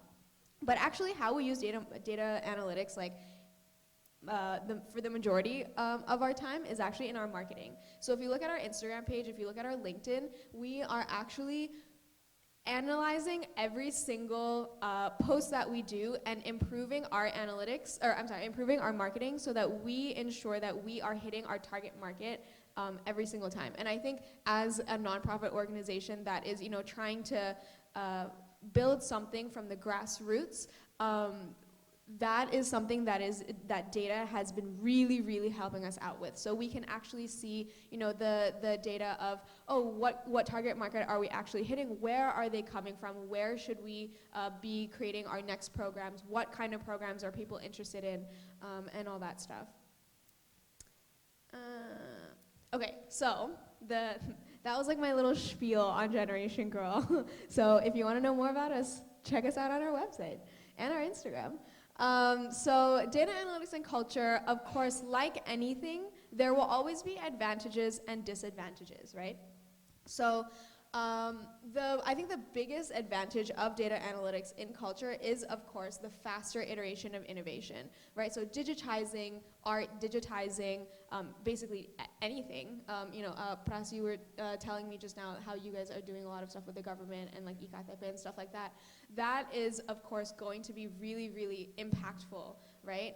So for example, P2P lending, so peer-to-peer lending, fintech right now. It's really big in Indonesia, and the reason why it's innovative is because you can actually take data from, let's say, I guess, backtrack. Before, a lot of like traditional companies, how they would do credit scoring to give you a loan is, for example, like, oh, you have like a bank, right? And then that's like, your bank history, that's how you would get a loan. But now, with the innovation of data analytics, you can actually take data from, let's say, like your telecommunication, like your phone, what kind of travel expenses you have, your public, BPJS gitu-gitu, right? And so you can actually get better credit scoring through those avenues rather than just your bank. And so a lot of P2P companies are now actually targeting and able to give loans to people who may not actually have formal bank accounts, right? So that is a really great way for you to enter a market that may not have had the opportunity to get loans before, even if they were the ones who really, really needed it. It allows you to see trends and patterns that you may not have considered before. So for example, I was reading up on this agriculture company called Hara in Indonesia, and they're actually doing a really cool thing where they have this blockchain company where you can actually get a bird's eye view of agriculture within this data, or within their software. And so that is really, really cool because farmers, for example, can see from the other end of the supply chain, right? So the consumers, oh, let's say this month apples are not really doing well, right? So they can basically take a lot of that data and figure out what to plant next or what to grow next based on the data that they may not have seen elsewhere because of this new technology. And it can help identify needs to make more informed decisions and create better policies. So for example, we, Generation Girl, is actually working with the United Nations Youth Internet Governance Forum because they're seeing a lot of trends in cyberbullying. And their 2019 goal is basically to create solutions to combat cyberbullying. And so we're actually working with them to create some technologies and everything to help identify and combat those problems. So a lot of that stuff is coming from their data analytics, trying to figure out where are these problems from, where should we focus a lot of our resources on, and creating better policies and better solutions for that as well. But of course, there are some negative, or I guess some disadvantages of data analytics as well. It can negatively affect our mental health.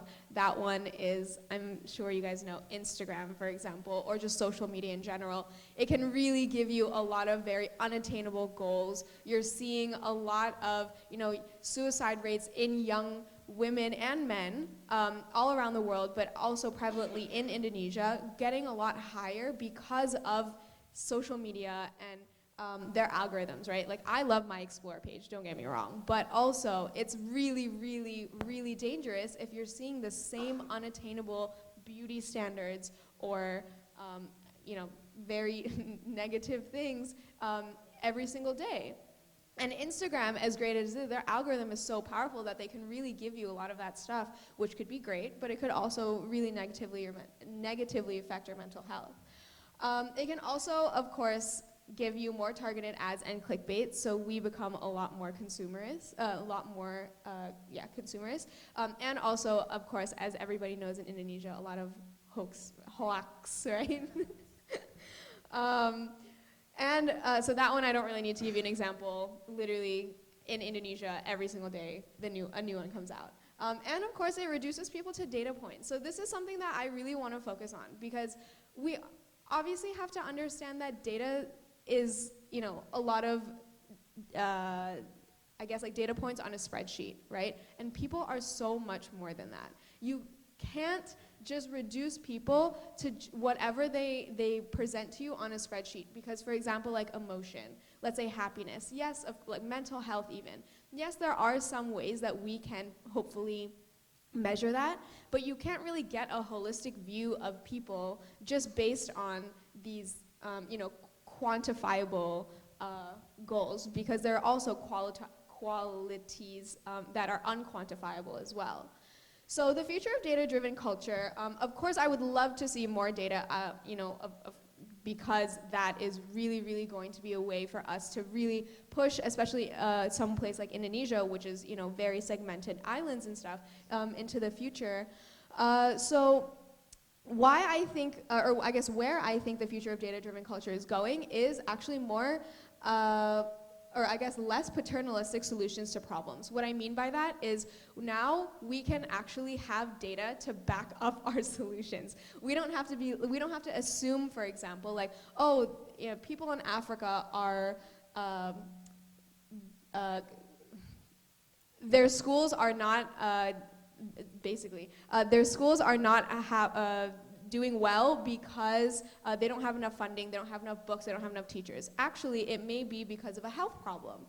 They may not be going to school because they have, worms. They're dealing with deworming solutions and things like that, right? So a lot of these paternalistic solutions to problems are actually happening because we don't have data to back up our actual solutions. So a larger push for data culture means that we can actually back up what we want to do. The potential shared resources between the private sector and the government, that one is, that one I'm not really sure if that's an advantage or disadvantage, because I can definitely see a push for both. Obviously, I don't want everybody knowing all of my data, but it could also be really useful because, for example, if we have public health data, you can get treated in any hospital, and they could all have all of your information. It would be much faster treatment for you as well, because you don't have to like redundantly give them all of the same information that every single person would give. But for example, it could also make you, or I guess it could be a way for some people to discriminate against you. So for example, you may not get a job or get into a school if your, let's say, mental health data is publicly there, right? Because people could say like, oh, you have a mental health issue, we cannot provide you with the resources that you need, something like that. So I could definitely see why data sovereignty would be an issue for some people. But kind of like what the two other panelists here said, it's actually a really great snapshot of history. People can actually see what it would be like, or I guess like what 2019 October 11th would be like if we had the snapshot of history with this data, and it could be used it could be used by different generations, future generations, to create better solutions and to get better impact because of that. But again, my whole thing is we really do need to figure out a way to marry the quantifiable and unquantifiable, because culture is about people, right? Culture is about people. Data analytics is just a tool to help us understand people, but it should not replace it in any way. Okay, I think my time is up. So that is all I'm going to say today. Thank you so much. And yeah.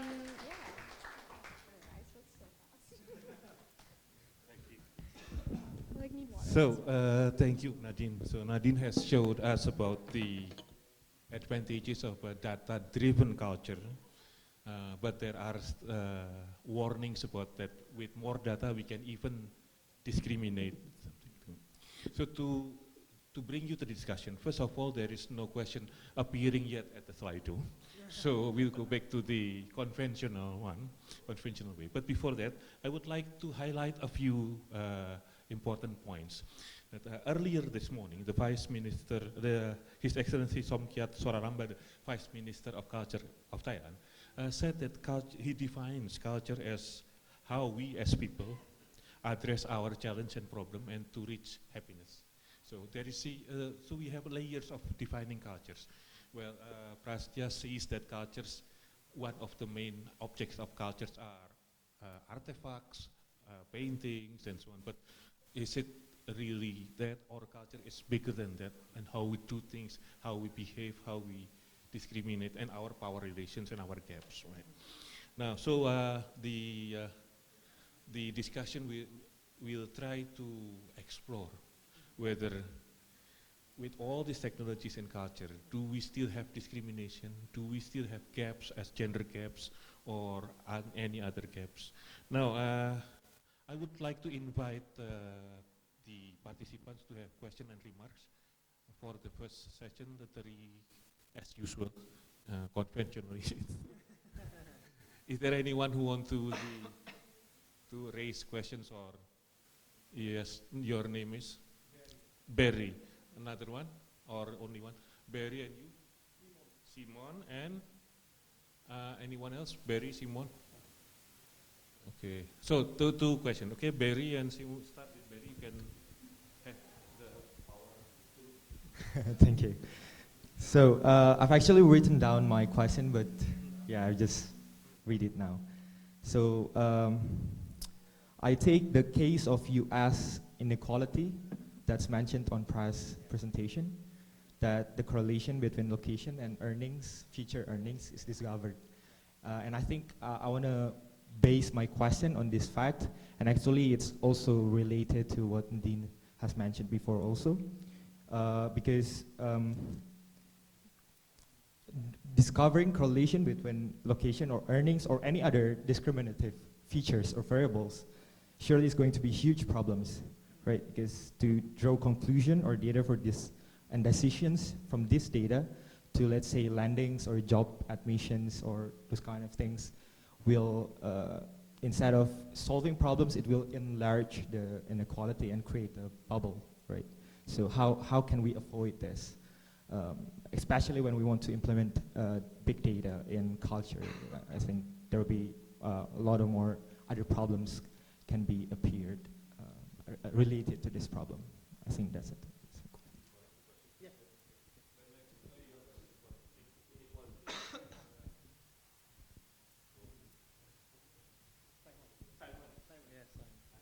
Okay, yeah, my question is actually about there's more and more data available of people in Indonesia, and there's actually also a negative side, right? It could be dangerous. And I have the feeling that Indonesian people are not really aware of the risks, perhaps, of data being exposed. So in what extent is the government actually making Indonesian society more aware of these dangers? Because if we look at Europe, for example, they implemented the GDPR, they gave more control to the data subjects. So they're really, trying to make like these insights in the data, in the world of data, right? We don't see that. So I was wondering in what extent is the society in Indonesia being, protected and being made aware of this whole revolution. Yeah, that's it.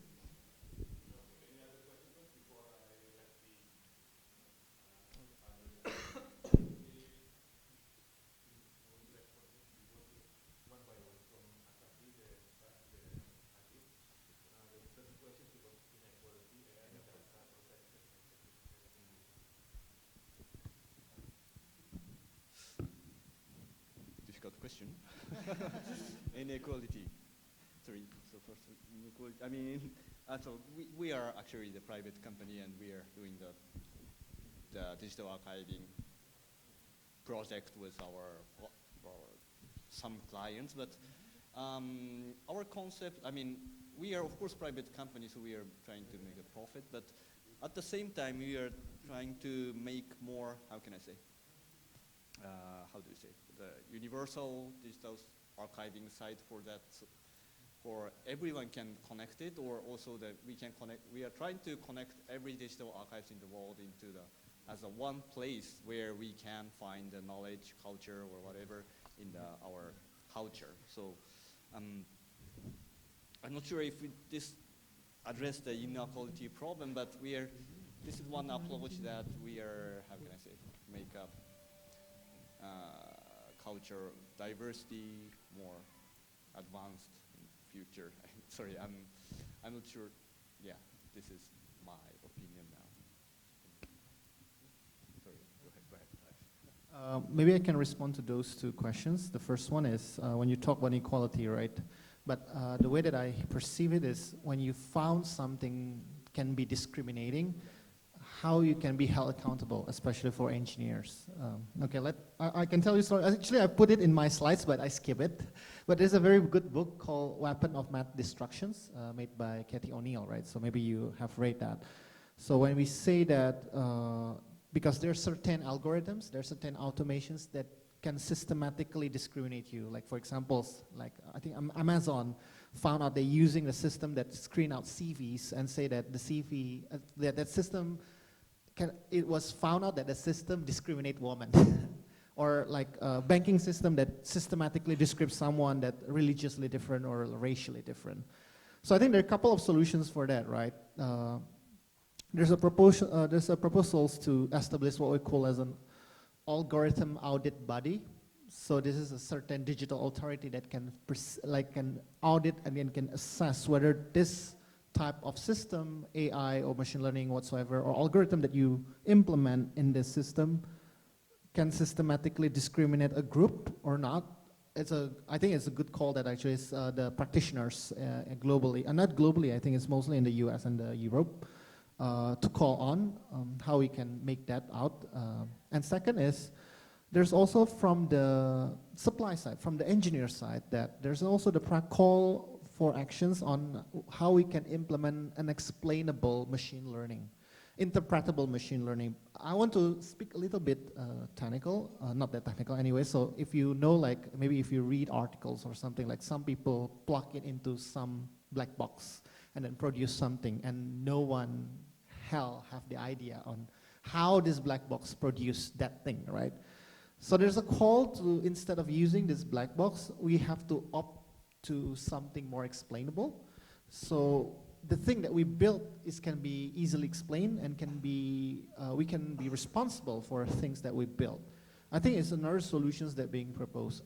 For me, I'm not really sure about how it goes in this country or in other Asian countries.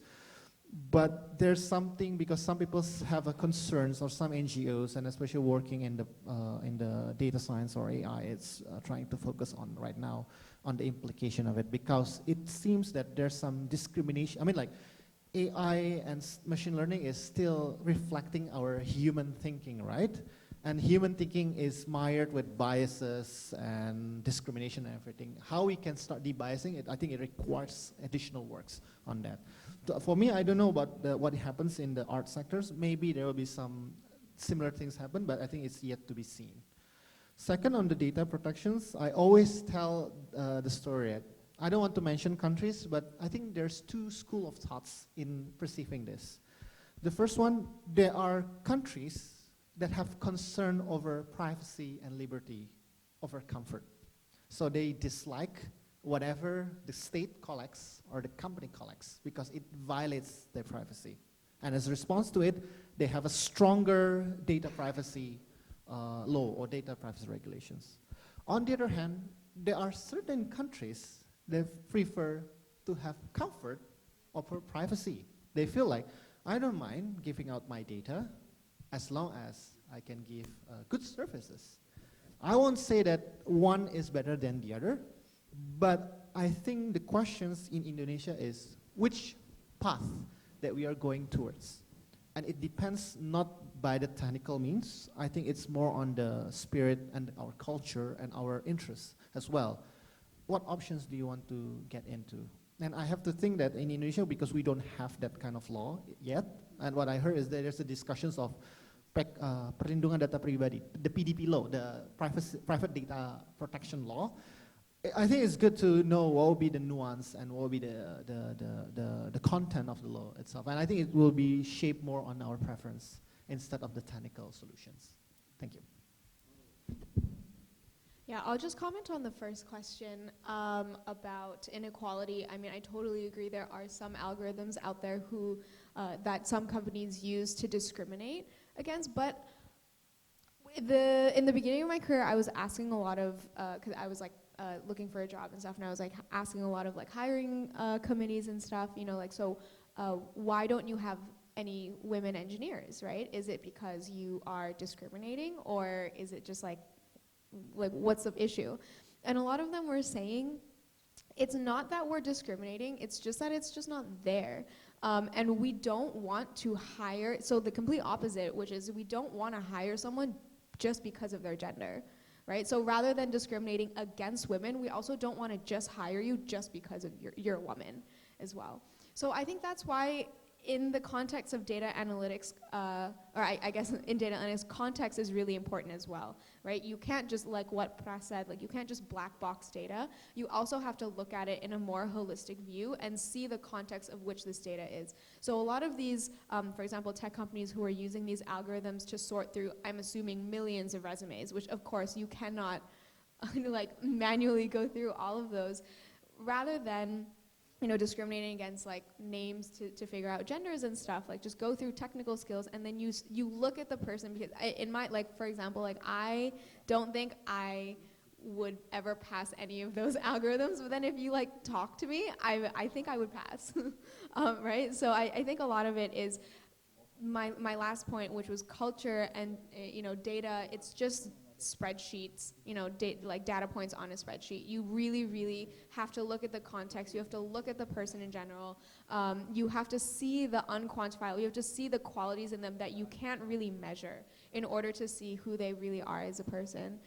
So I think that's, I guess, my solution to this inequality problem of either discriminating someone based on their gender, but also giving them more advantage based on their gender as well, right? Let's see is there any other questions or comment or sharings? Let me check the slide too. There might be questions on slide too. I don't know whether they are the previous. Let me check on my handphone. Okay, but anyway, Pras is saying that culture discrimination, okay. Culture discrimination is very relative. Do you have any insight or experience on how to make sure that we are in good step using the technology well taken? And the other question is about the gender gap. Gender gap is problematic since long time ago.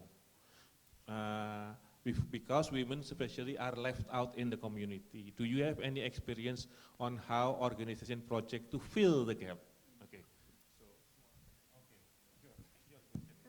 Does anybody want to answer the first question? Culture discrimination is very relative. Do you have any insights or experiences on how to make sure that we are in a good step? Do you have? To be honest, I have no answer for that question. Okay. Yeah.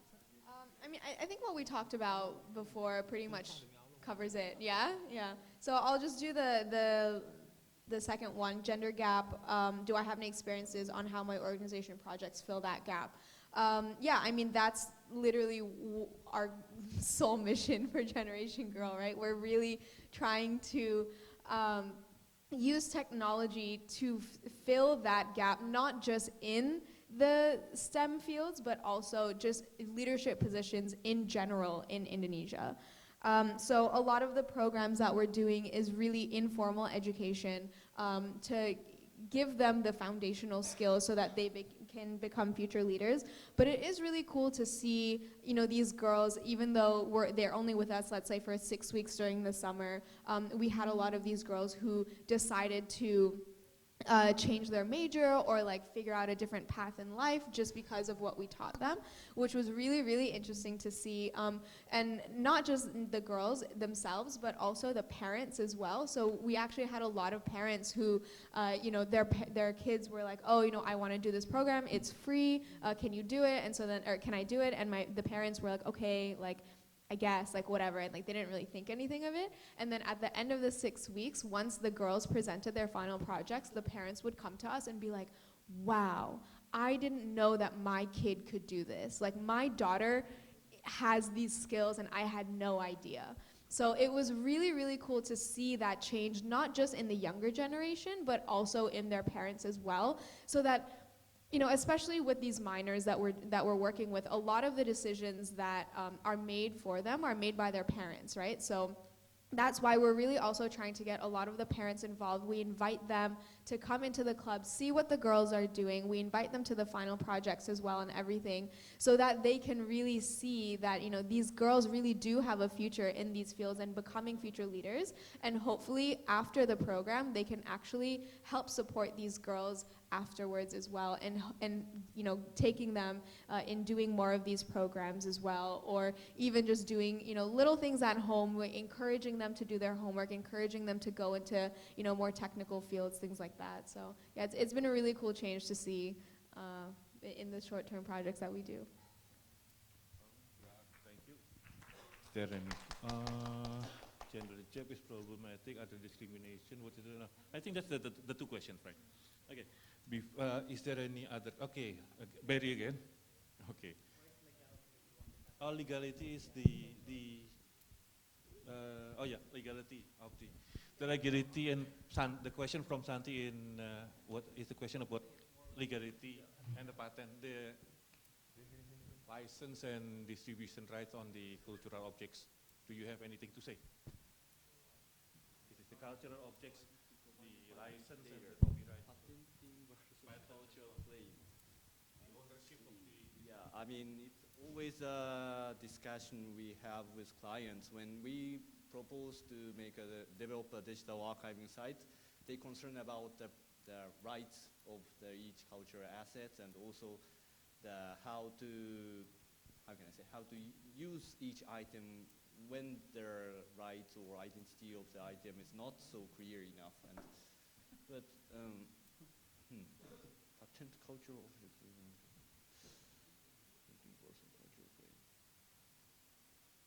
Well, I mean, our policy or our basic concept is that in AMLAT, at least, we are putting the digital data of cultural assets, which can be published for free on the web. But at the same time, we implement some functionalities to protect the original data with high resolution. So in AMLAT, we provide the data to be published on the web with watermark or some other modification, so that the right of the items can be protected. While inside the AMLAT, we have a high resolution data for the use of the institutions for the academic purpose, or for the modification or some fixing the damages or something like that. So, I mean, IT is a little bit complicated, but we have many measures, or we have many ways to protect the patent while we use the culture assets. I mean, while we showing the culture assets to public, protecting the rights related to the items, I think. So this is, yeah, I'm not sure if I answered the question, but.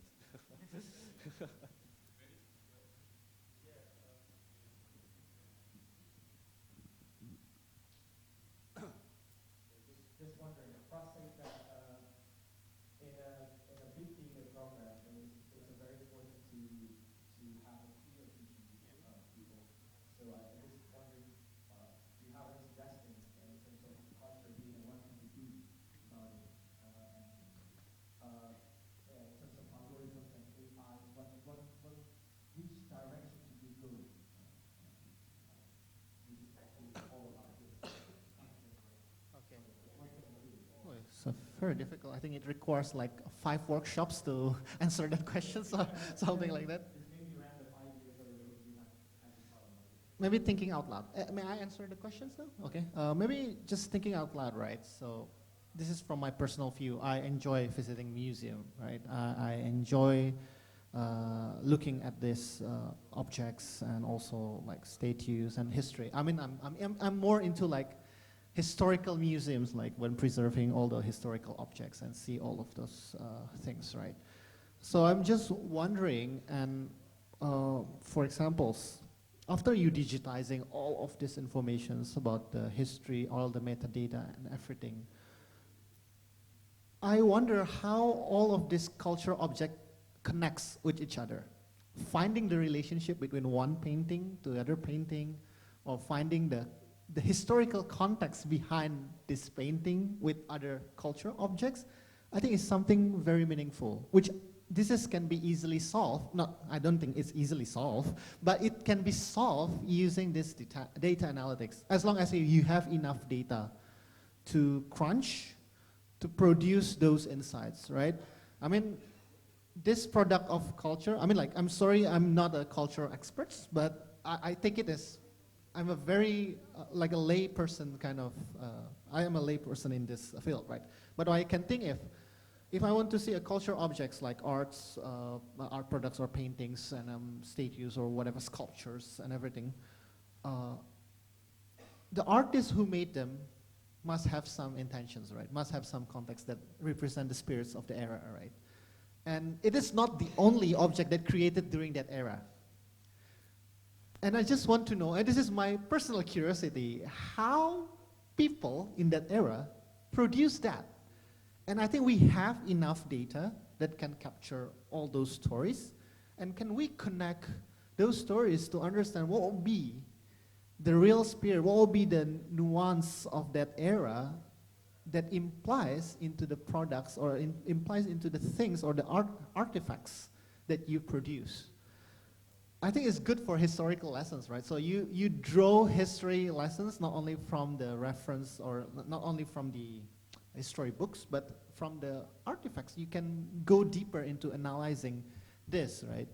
But like I say, this is not from a person who works in arts, but I'm coming as a layperson who enjoys visiting museum, which I think it's something that can be, we can think of, right? I mean, I checked the MoMA, Museum of Modern Arts data sets. It's pretty rich, and you have a lot of information there. And I checked the Metropolitan Museum's open data as well. There's a lot of museums that you can crunch. Maybe we can start somewhere using those available data. And I expect that maybe Hasebe-san, you can encourage people after using AMLAT to maybe start opening the data. I think it depends on the museum and the government, right? To start opening those digitized data that maybe we can produce something like that. I don't know, that's thinking out loud. Maybe the other panelists may have some thoughts as well. Thank you, Pras. I would like to expand this. Pras mentioned that he has limitations. Use your mic. Okay, Pras mentioned a few things in his response. Pras is not, does feel that he's very expert in cultural things, right? No, but that brings us to the question, maybe, just maybe, among the participants, there are people who feel that have more experience or insight on the cultural issues or cultural approaches of art approaches. They can share how the culture is actually operating and what the culture can do. But that also brings us back to the response of Pras, who mentioned that the algorithm of big data sometimes discriminates or but that it's not only a matter of the algorithm, but the bias of the people who created the model, which leaves us to the homework, additional work for the people to overcome the biases, right? This is the endeavor or the search of culture, is to advance people to overcome their inherent or acquired biases. So a big question for all of us, including the participants, is how we as people can, in the future, can overcome our biases, our shortcomings, so we can use the data and the algorithm in better manner. Do anyone in the participant have something to share about this? Oh, you have a question, Simon again. Yeah. So we're talking about culture, and if we talk about Indonesian culture, it's obviously often talked about batik, but I think one of the main norms and values also of Indonesian culture is like generosity, right? Collectivism, etc. And I'm wondering, because of these big data, interconnectivity, and these Western influences, that's like opposite of collectivism, individualistic, etc. How do you preserve these norms and values? So, for example, if people think about Indonesian, like foreign people, they think of generosity, right? Sini makan, it's sharing, etc. So how do you preserve all these good things and protect these parts and take the good things from the things that are coming from the West and other influences, you know? So I'm wondering, do you just let it slide? Do you change the whole culture? Or do you actually want to like protect certain parts and that's actually the question. So how do you let it change the culture, or do you mix it, or what's the policy about that?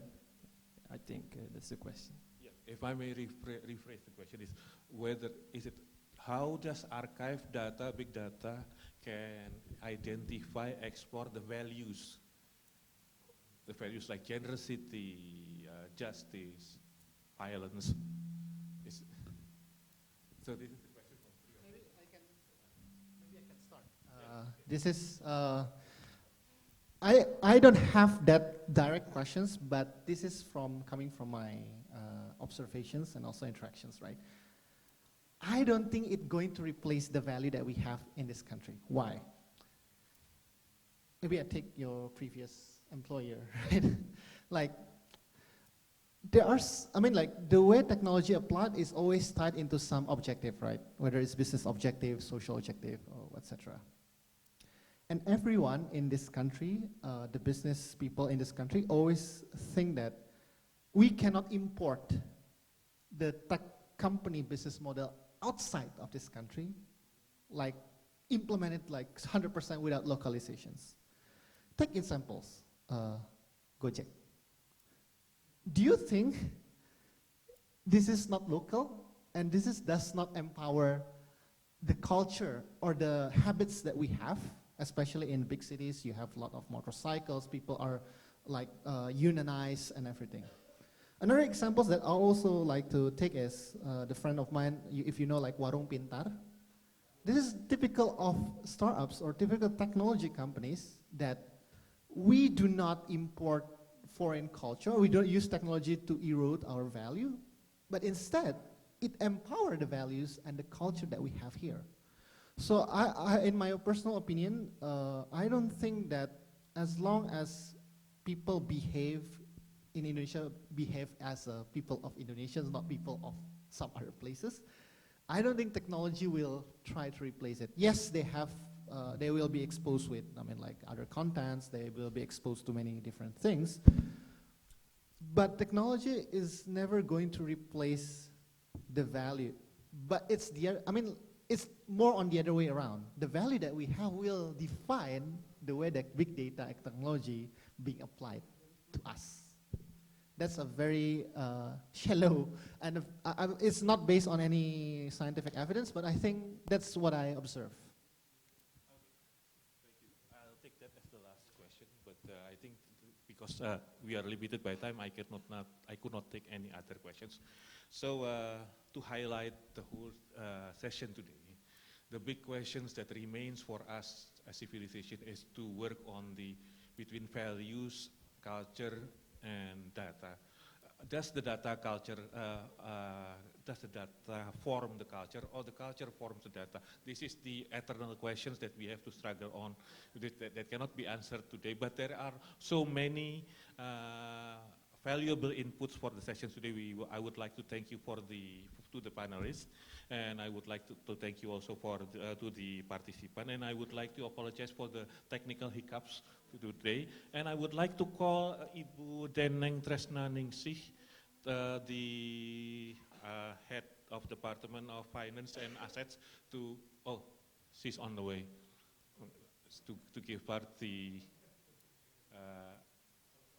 cultural objects, as a symbol of cultural values, and to be archived, right?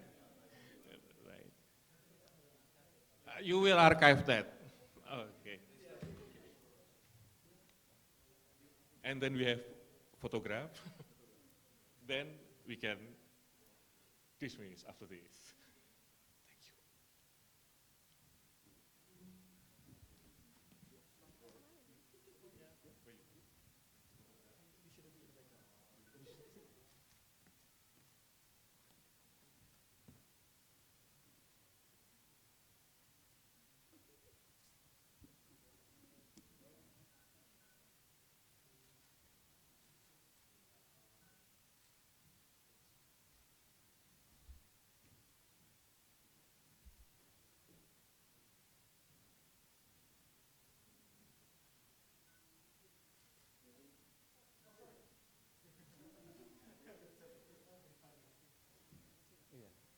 Okay, thank you again, everyone. We are dismissed. Foto? Enggak. Kamu depannya apa? Nah, that's archiving.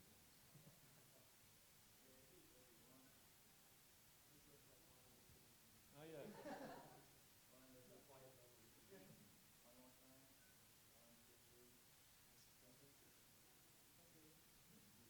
Udah? Oke, sampai jumpa. Thank you.